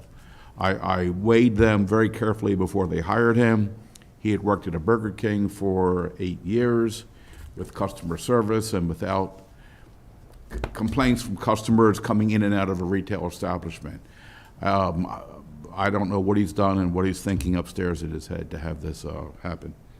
And when did you take ownership again? Our hearing here was December 15, a day I will never forget. December 14th, 2022. Okay. 2022, and then we settled on the business January 17, 2023. I was unavailable from December 12th to literally just very, very recently. I've not been able to, my wife was in a serious automobile accident December 12th. That's why she was not here December 14. I'm lucky she's walking and alive. Good. Glad to hear that. But she is walking, and I'm in a lot more in the business now. Good. So when was your, approximately, when did you first open up? Business? For business? January 17, we Okay. settled on the actual business and the real estate, and was our first day of operation. Yes. Okay. And when did you hire Mr. Thorne? Is it Mr. Thorne, is that his last? Yes, yes. Ryan was hired, so Ryan is my stepson. So we had talked about it for a very long time for him to come in when we took over. And he started his training, he did the TIP certification prior to us taking over the business.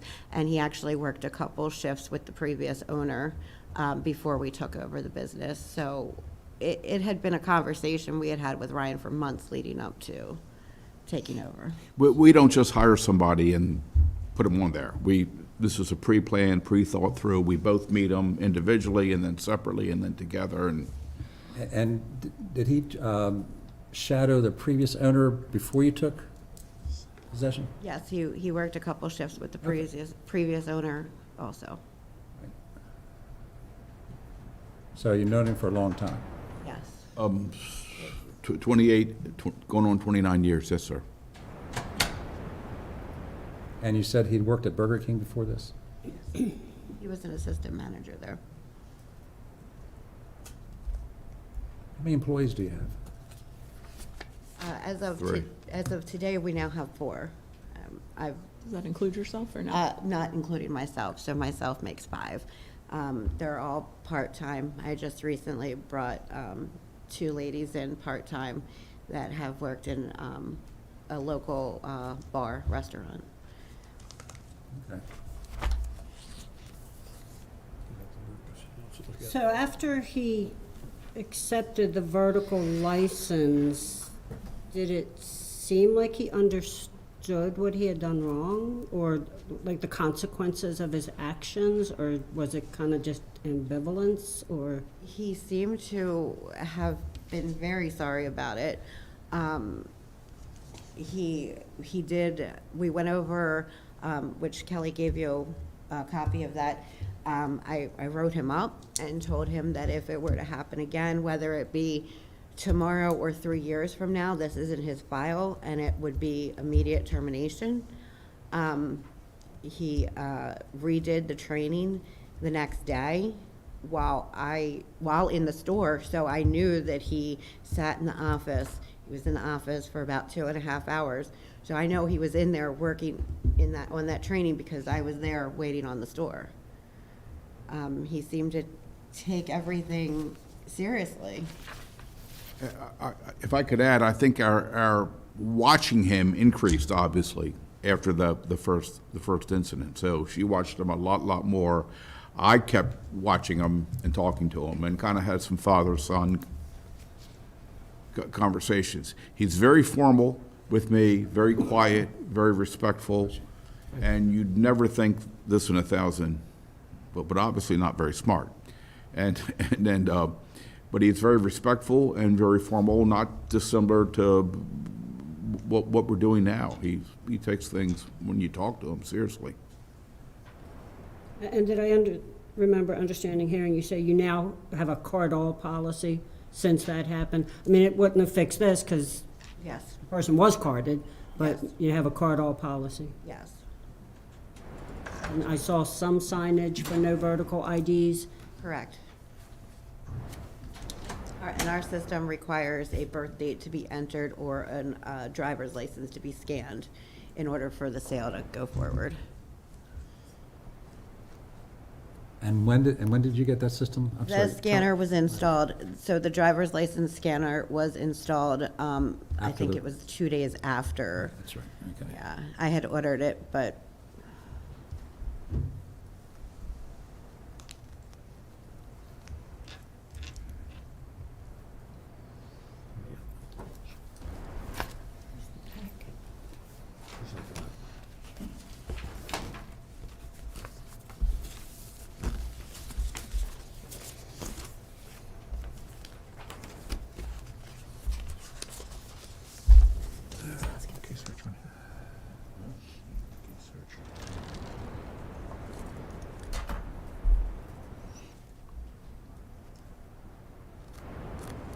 So, Ms. Smith, you're always there?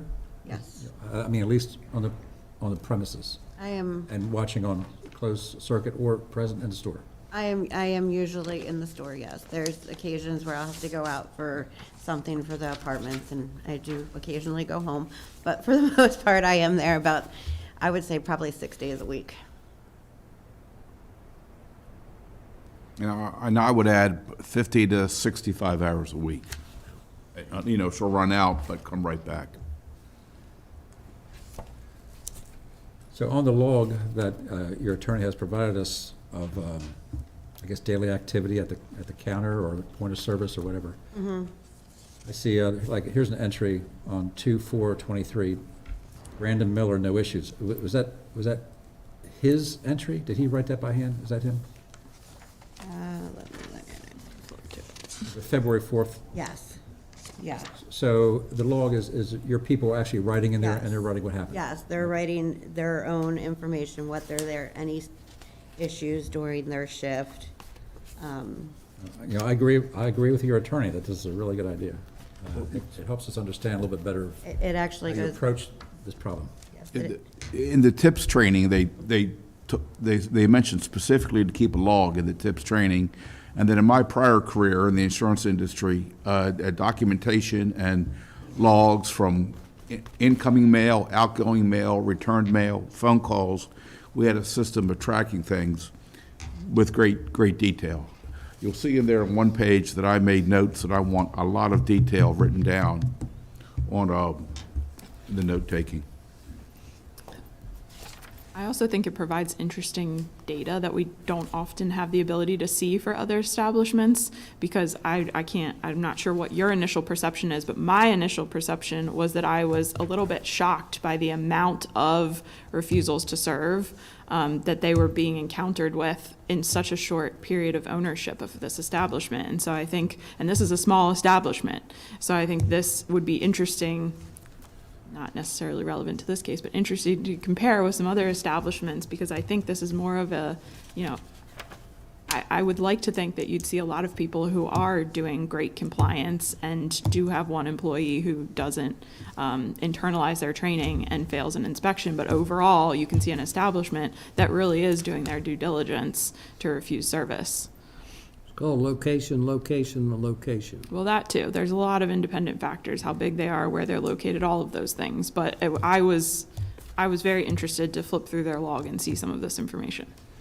As I'm flipping through it, I'm looking for the date of the first violation, and I don't see it. Probably missed it. I was gonna Is say, it I two- think is I it got 216? it. Yes, it was 216. Oh, you're right, though. So that'll put everything in. You have it? It was 2:15, and then I note in the write-up, the gentleman said that he thought That's a good point, Mr. that Barnhart. was 22 when he looked at her vertical license. Well, her birth date is 2002. 2 and 22 is 4. So how can you really think that she was 22 when she had to be 22 in 2024? Mr. Browning, I think that if our clerks could do math, we would never be here before you, which is why we've adopted the no vertical policy, because they can't do math, and so Well, they look therefore, at 'em that's a and they safe look at the way. vertical, that's a tip-off. They look at that, still serve them, so. Yep. So on 316, I do see an entry. It looks like maybe it was your hand, Mrs. Smith. Ryan came in at 12 PM, then talks about underage sale. Sent Ryan home. That was probably you writing that, I Yeah. guess. yeah, that was me. You seen this? Yes, sir. Case search. Case search. As we go through this list, if I can get the right page, which you have. When did you first take over? January 17 was our settlement, and we had to leave the settlement table and get right to the. Of 23. Of 2023, yes, sir. The first violation was February the 16th. There's only 1, 2, 3, 4 entries. If this refused and so on and so forth here. Ryan, Emily, and Brandon, and Emily again.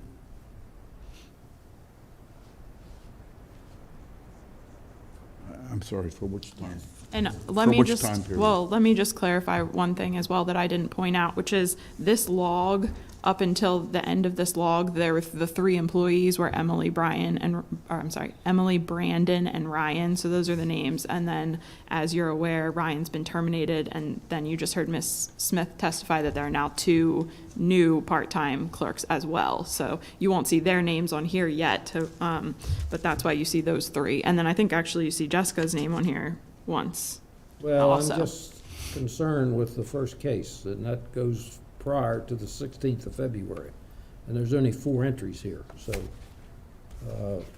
we'll wait until the next case for some questions about some of the others.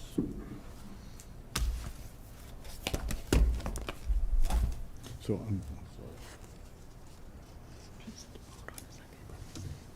Is he asking why there's so few entries? No, I'm not asking why there's a few entries, because you already had a few days, a couple of weeks is all you had. I'm sticking to that with the number of refusals that were there. thank you. Any other questions? We're kind of considering the evidence up to the first violation to keep assimilation of evidence separate. I understand, and Yeah. it was my. I just wanna make sure that- confusion, 'cause I thought we were considering both at the same time initially, but I understand. No, So that's actually- why I've prepared all of this. Yeah, and you're in a difficult spot trying to tell us the whole picture when we're kind of allowing you to tell us part of the Sorry, picture. I turned my mic off by accident, sorry. So, but I appreciate what you're saying. Thank you. Any other questions? Inspector Pullen, do you have any questions before we move on?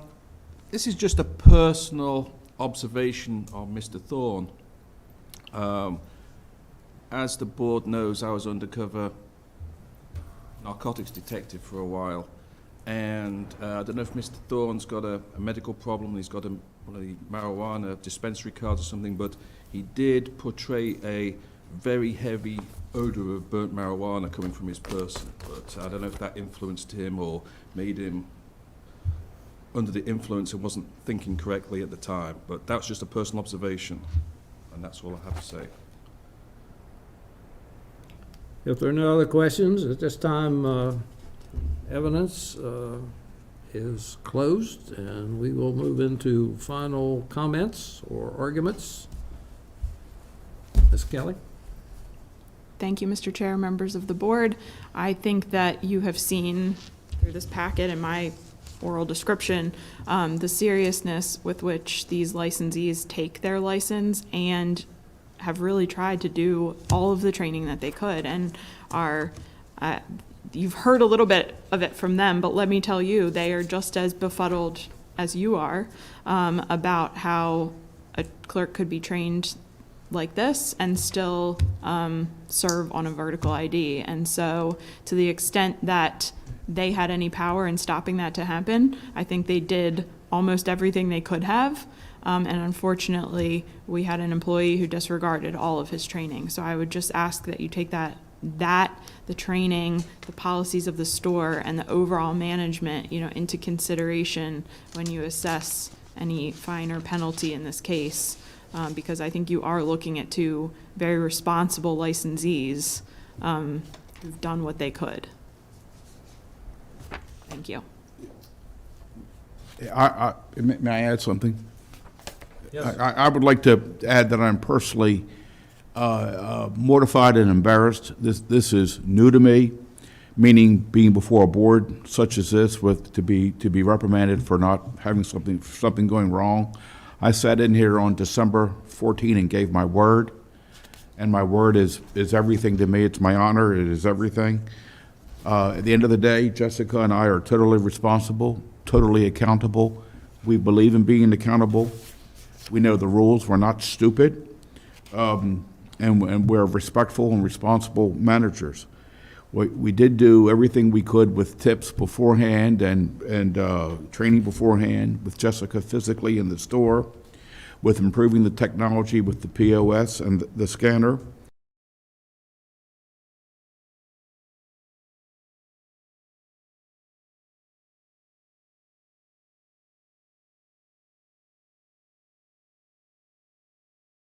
Her pre-employment training of the employees. And at the end of the day, Ryan Thorne failed us, misrepresented to us, and let us down horribly and terribly.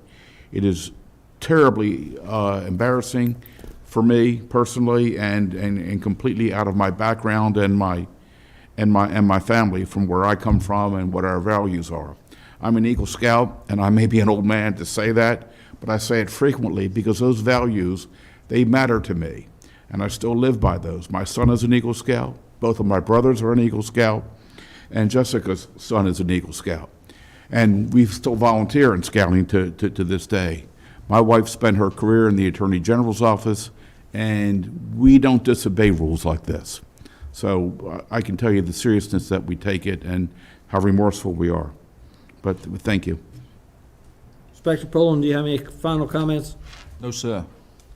That being said, testimony and evidence is closed, and we now deliberate the case as presented.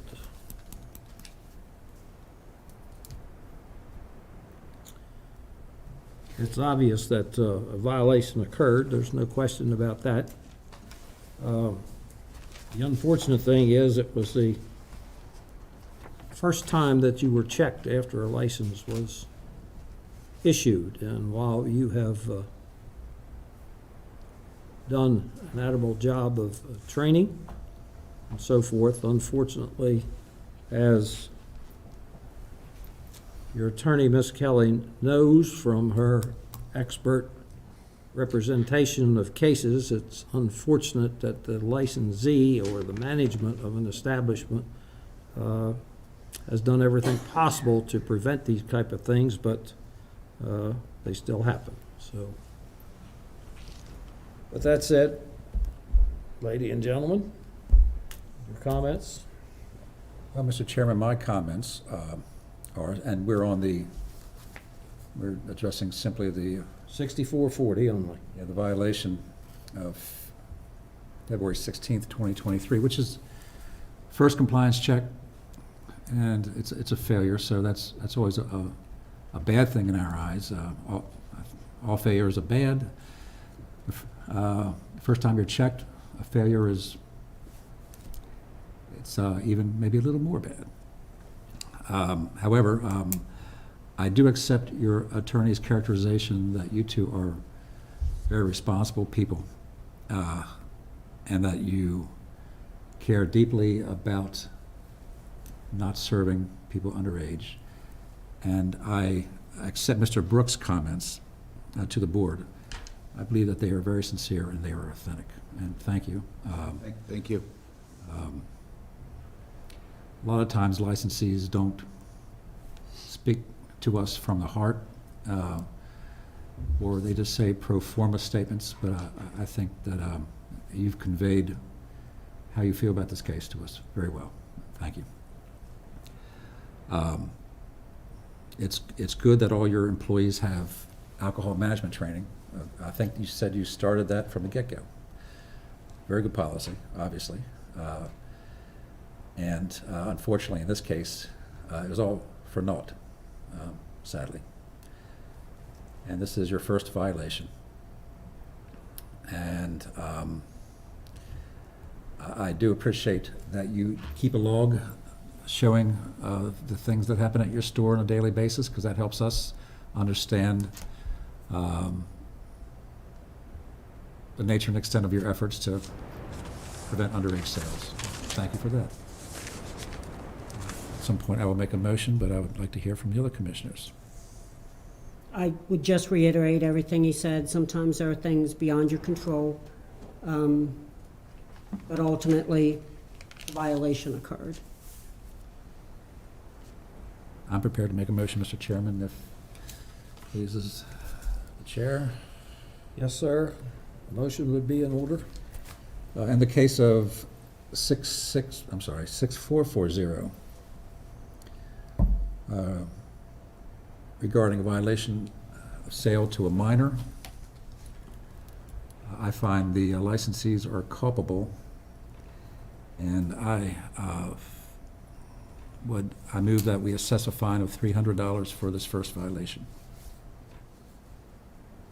Is there a second to the motion? I second that motion. Motion's been properly made and seconded that we find the licensee culpable of selling to a minor a violation of the rules and assess a fine of $300. Is there any further discussion on the motion? Hearing none, all those in favor signify by saying aye. Aye. Opposed, no. So ordered. We find you culpable and assess a fine of $300, of which you will be required to pay within 30 days upon official notice of the action of this board. Are there any questions? No, sir. Thank you. If not, we will now ask our attorney, Mr. Dixon, to call case 6364. All right, case 6364, in the matter of a Class A beer, wine, and liquor license issued to Jessica Brooke Smith and Brian Brooke for the use of New Carriage House Liquors, Inc., trading as New Carriage House Liquors, 113 West Main Street, Westminster, Maryland, 21157, violation hearing sale to a minor. In the file of this matter, we have the following documents. Notice of intention to defend with the box checked, I do not intend to contest the alleged violations. Signed March 20th, 2023 by Jessica Smith. Delivery of notice of hearing, March 17th, 2023, delivered by hand to and received by Jessica Smith.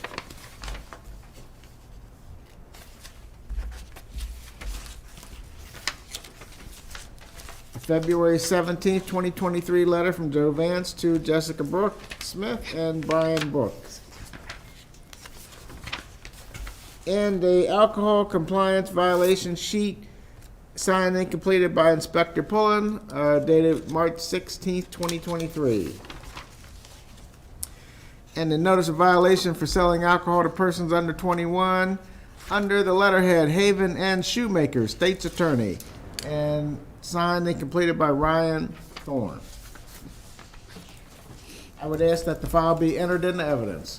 We'll accept that into evidence. Is it necessary that we re-swore or re-swear? Yes. This time, I would ask all those who intend to testify, please stand, raise your right hand, and be sworn in by Ms. Vance. Do you swear or affirm under the penalties of perjury that the testimony you're about to give is the truth, the whole truth, and nothing but the truth? I do. I do. Thank you. You may be seated. Inspector Pullen, are you presenting this case also? Yes, sir. You may proceed, please. Thank you. Jim Pullen, Inspector for the Carroll County Board of License Commissioners, 225 North Center Street, Westminster, Maryland, 21157.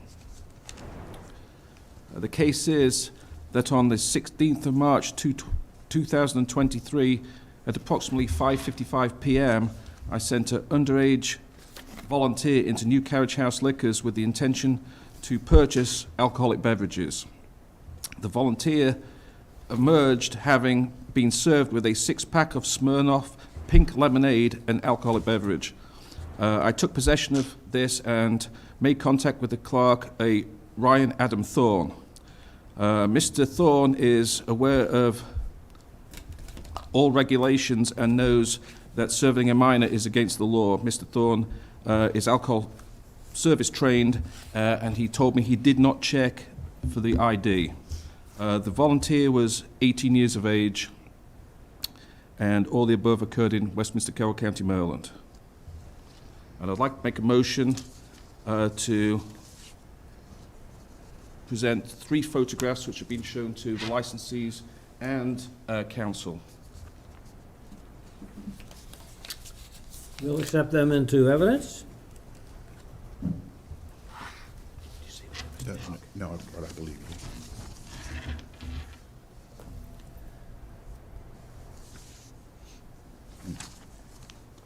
you. We saw that. Thank you.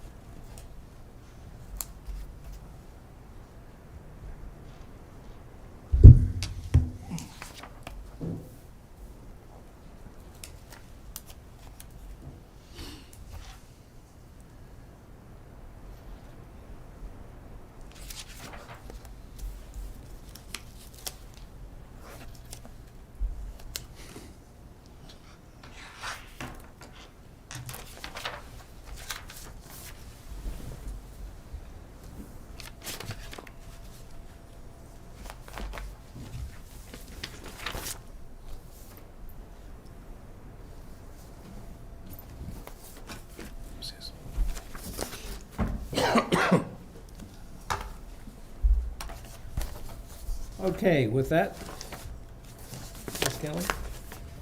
Good afternoon. Kelly Schaefer Miller, 73 East Main Street, Westminster, Maryland, 21157. I'm here today on behalf of New Carriage House Liquors. I have seated next to me, to my left, Miss Jessica Smith, and one down, Mr. Brian Brook, the 2 licensees and owners of Carriage House. And I would also like to ask that this board incorporate the testimony and evidence presented in case 6440, if they'd be willing. We will accept that testimony. Thank you. You heard a lot of things that I think were relevant in case 6440 as well. This second violation occurred on March 16th, and as a reminder, Mr. Thorne was terminated immediately thereafter. Despite all best efforts at training and judging character and thinking that this had really made an impact on Mr. Thorne, apparently it did not. Or at least, again, I can't speak for him, but apparently it didn't because there was another violation. I will point out that in that in the compliance or the incident log, if you will, there were some successful checks by Mr. Thorne, Ryan Thorne, in between the two violations. So had one been, closely examining that, you would have also thought that Mr. Thorne had learned his lesson and had, increased his efforts at those sorts of compliance things, for lack of a better word. But apparently he just, again, disregarded training, and that's when it became inherently apparent to the licensees that Mr. Thorne could no longer work at their establishment. And so therefore he was terminated. And again, my clients are here and available for any questions that this board may have. I will say the same thing that I said in case 6440. Again, you have very responsible business owners who really are invested in this community and take their license seriously and take this business seriously. This is not the only business that they have, and they want to maintain and have a good reputation with this community. Unfortunately, this was I'll call it a rogue employee situation, where they encountered an employee who disregarded all training, and there was no coming back from that. So he's been terminated. And as I spoke to in case 6440, there were several steps that were taken after that initial first violation, increased signage and those sorts of things, staff meetings. So I would ask that you take all of that into consideration, all of the evidence and testimony that you heard that was relevant to this as well in case 6440, in assessing your penalty in this case. Thank you. Who is Emily? Emily, she works part-time. And her daughter, I'd like to add also. Well, my comment about the summary of the compliance log is she's on the ball. She not only doesn't take vertical IDs, but when two people are present or more people, and they only present one ID, she knows what to do. Hit the door. Emily Sharp, yes, sir. And I see, you better say that. No. The only two items on here on the 22nd of February and the 3rd of March by Ryan, who refused service, is because they didn't have an ID. So it raises a question in my mind, how many times maybe he didn't check IDs during that extensive period of time. Anyway, my congratulations to Emily. She certainly was well trained. Thank you. Lady and gentlemen? Have you had any other kind of violations? Is this your only, I know that the 2 alcohol violations, has there been any other issues that you guys have had? Brandon did have an issue with a cigarette sale, like the second day where we were open, because he did not realize that there was a difference in age, that the age had changed. From 18 to 21. 18 to 21. It was the very second day that it was very, very busy, January, not so much with sales, but just doing all the paperwork that they have settlement January 17 and also January 18 and 19. The first couple of days were trying to figure out how the keys work and the alarm, and it was very hectic. But I will say that we after the first violation, the oversight and watching this has substantially increased with, from the signage to the point of sale. I remain embarrassed, even more so than I was with the first hearing. And again, I gave my word, and my word is everything to me. I'm responsible. I believe in being accountable and not blaming other people. At the end of the day, the buck stops here with us too, and we're accountable and responsible, and we're respectful for the rules and the regulations. We have worked very hard to try and improve Westminster as a whole. Kelly mentioned the word, we've invested in the community, but we have. It's not just in this store. let's face it, this store is not a beauty, but we are trying to improve it, make it more neighborhood-friendly. You can't change it all in the first 30 days. It's going to take a year. But I've purchased many buildings in downtown Westminster and the city and have improved them and fixed them up, working with the community groups, with HSP, with Mark Depot, with city housing, with the city police. I meet with all of them before I purchase a building or a business. I go and introduce myself, to ask them what I should know, what they'd like to see, what problems does this building or this business cause for the city, and how can we correct it and improve it. You want to get along with community groups and help, fix up the city. I meet each mayor from Mr. Utz to Mr. Dominic to the current mayor. I go and introduce myself and have a proactive meeting, once they're in. I don't get involved in any of the politics, but I want them to know I'm here and what I do and what I'm trying to do and what they'd like to see and take their suggestions. The same thing is true with this store. I had many conversations with other business owners. I had called Mrs. Vance for a long time before. And we'd like to, you just can't go fix something without going through the city planning and going through what's called a site plan. And there are a lot of things we want to do that over the course of a year we plan to. I will say Ryan Thorne has created I'm glad he's gone, and I feel very much misled and betrayed by him, to be frank, because I'm responsible, but he has set us up here. But it's really part of why we're not just doing this for a business to go make money, and while we break even or make a little money with the store, it's not like Total Wine, or one of these, $10 million sales. This is a store that has but nonetheless, we take it absolutely serious and want to improve it for the neighborhood and the community and make it more of a community place where all people in Westminster can use it, not just people that come in to buy a can of beer or a miniature, but for families and for everybody that can come in and be a patron. And we did have Ryan, Thorne, he did retake the tips. We did install the point of sale. I think I mentioned all this before. Kelly mentioned it. Jessica has actually increased her time on site. We have the signage. I did bring in a third-party guest speaker that has helped manage restaurants and liquor licenses in Baltimore County and Baltimore City for years.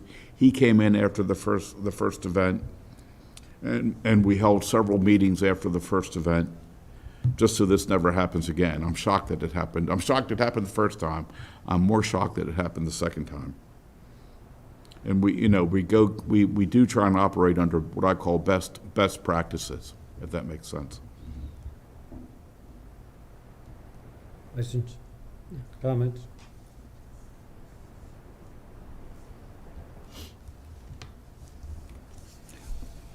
Has evidence been closed? No. While you're thinking, I agree with you, Mr. Brook, on your philosophy of getting the community involved, as I have experienced some situations over the years that when the community is behind you, it's much easier to accomplish and serve the people of that community. So I applaud you for that. Thank you. That's our history. We have buildings, apartment buildings, and I think if you call any of the agencies in the city or in the county that deal with fixing up buildings from for repairs to problem tenants to the police, we're A++, A1 on their list for cooperation, for repairing something. And the police would say, every police officer would say this in the city. And we've even lent our apartments to, I'm not sure, that when they've had observations, secret observations to observe drug deals or crime going on in the city, we've actually lent our units for outposts so they can do observation. We've lent our units when there have been bad snowstorms and somebody can't get home from the city that works for the city. We're definitely team, what I would say, team players. And that's the way you want to be in any community, really. That's the right thing to do. Right. Just one last question. Am I correct that in the second case, Mr. Thorne did not ask for an ID, but he asked for an ID in the first case? Correct. And when you went to terminate Mr. Thorne, was there an explanation for that? Did you feel that he might have been under the influence? So I had left the store to go home. I immediately got a phone call from Ryan that it had happened. I believe Jim might have heard my response. It wasn't too pretty. I left and came back to the store and immediately terminated him. He had no good reason except for, I'm sorry and you're going to kill me. So, the very beginning of his tenure at your store, he had a tobacco violation. No, it wasn't him. Wasn't him? No. But he was the employee for both of these? For both of these incidents, yes. That's all the questions I have. You have any further questions? If there are no other further questions, testimony is now complete, and we will move into any closing arguments. Ms. Kelly. I would submit to you that my summation remains the same as case 6440 and ask that you take that into consideration in your decision. Thank you. Can you repeat that? I missed the third sentence. No, I'm only kidding. Inspector Pullen, do you have any final comments? Yes, sir. Just to confirm, Miss Smith was not in store when this violation occurred. Mr. Thorne did phone her up, and yes, she was. It made me blush, some of the words that she was using towards him. No. I didn't realize. Made you blush? Yes. I don't believe I that. think Mr. Thorne knew his time was up at the establishment. Also, yesterday we did a recheck, and that compliance check was a success for the establishment. I can't believe you were. I was blushing. I'm 10, A seasoned police I'm 10 officer? shades red right now.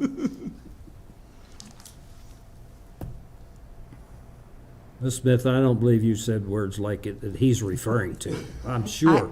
I'm sure. I was mortified when I reviewed the camera and realized I was on speaker. I'm But I sure was he. back at the store in 10 minutes. She had just, I had just walked in my door. just left. I mean, literally, I don't know, was it 10? Not even. My dog had gotten out, so I left a little bit earlier than I normally do. Found the dog on the way home and dropped him off at the house and went right back. With that, evidence and testimony is closed, and we will deliberate the question at hand. Colleagues? I don't have any words. I'm sorry. I guess that, you know, the integrity that you tried to put forth was violated by an employee. As I said, one of the early ones, having been a business owner in this city in the past, and it's hard, and having had fired family members myself, I'm just going to say I feel for you. But ultimately, again, a violation occurred. So this was a follow-up compliance check, and which was failed.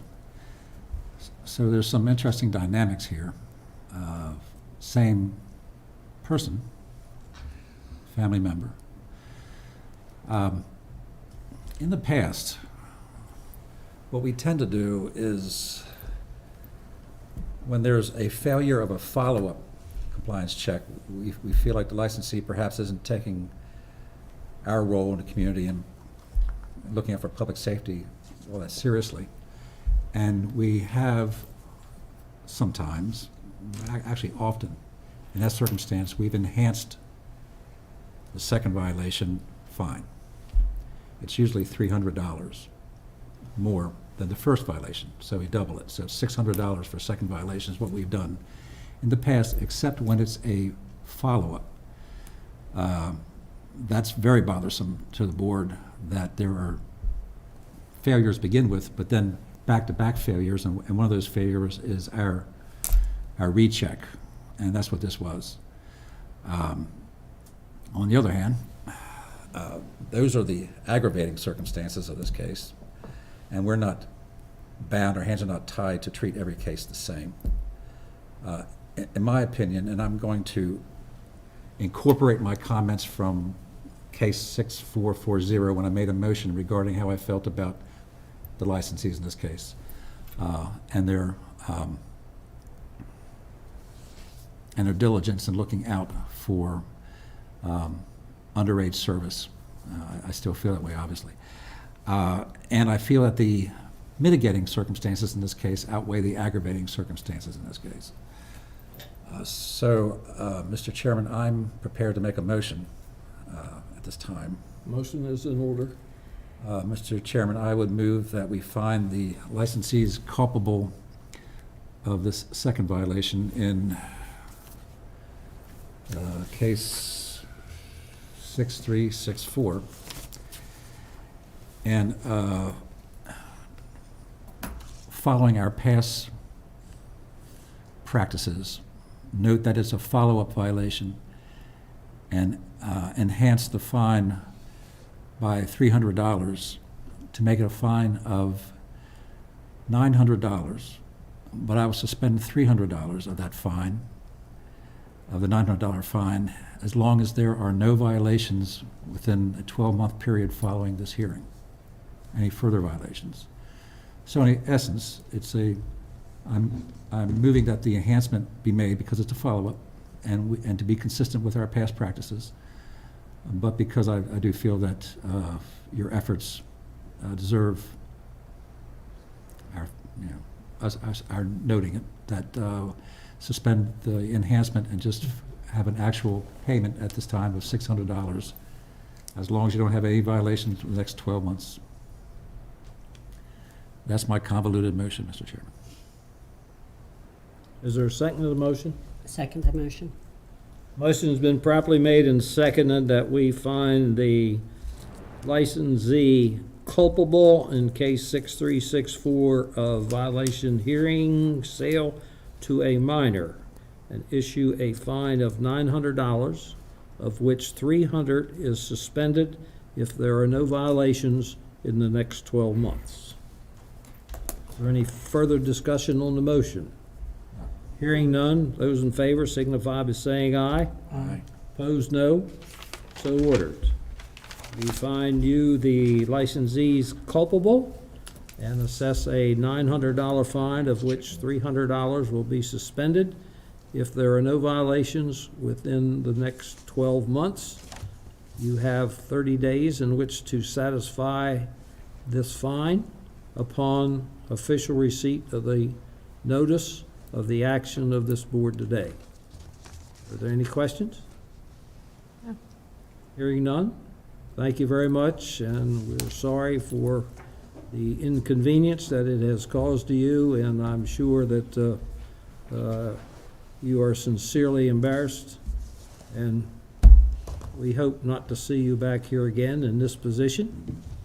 Best wishes for you for continued business success. Thank you. Thank you very much. Thank you. Thank you, Mr. Chairman. Ms. Kelly, I bet there were two little ones happy at last Sunday. Thank you.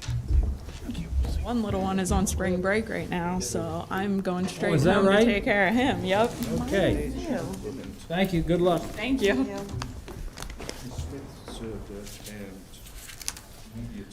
All right, the next item Thank you. item on my agenda Thank you, guys. says lunch, whatever that is.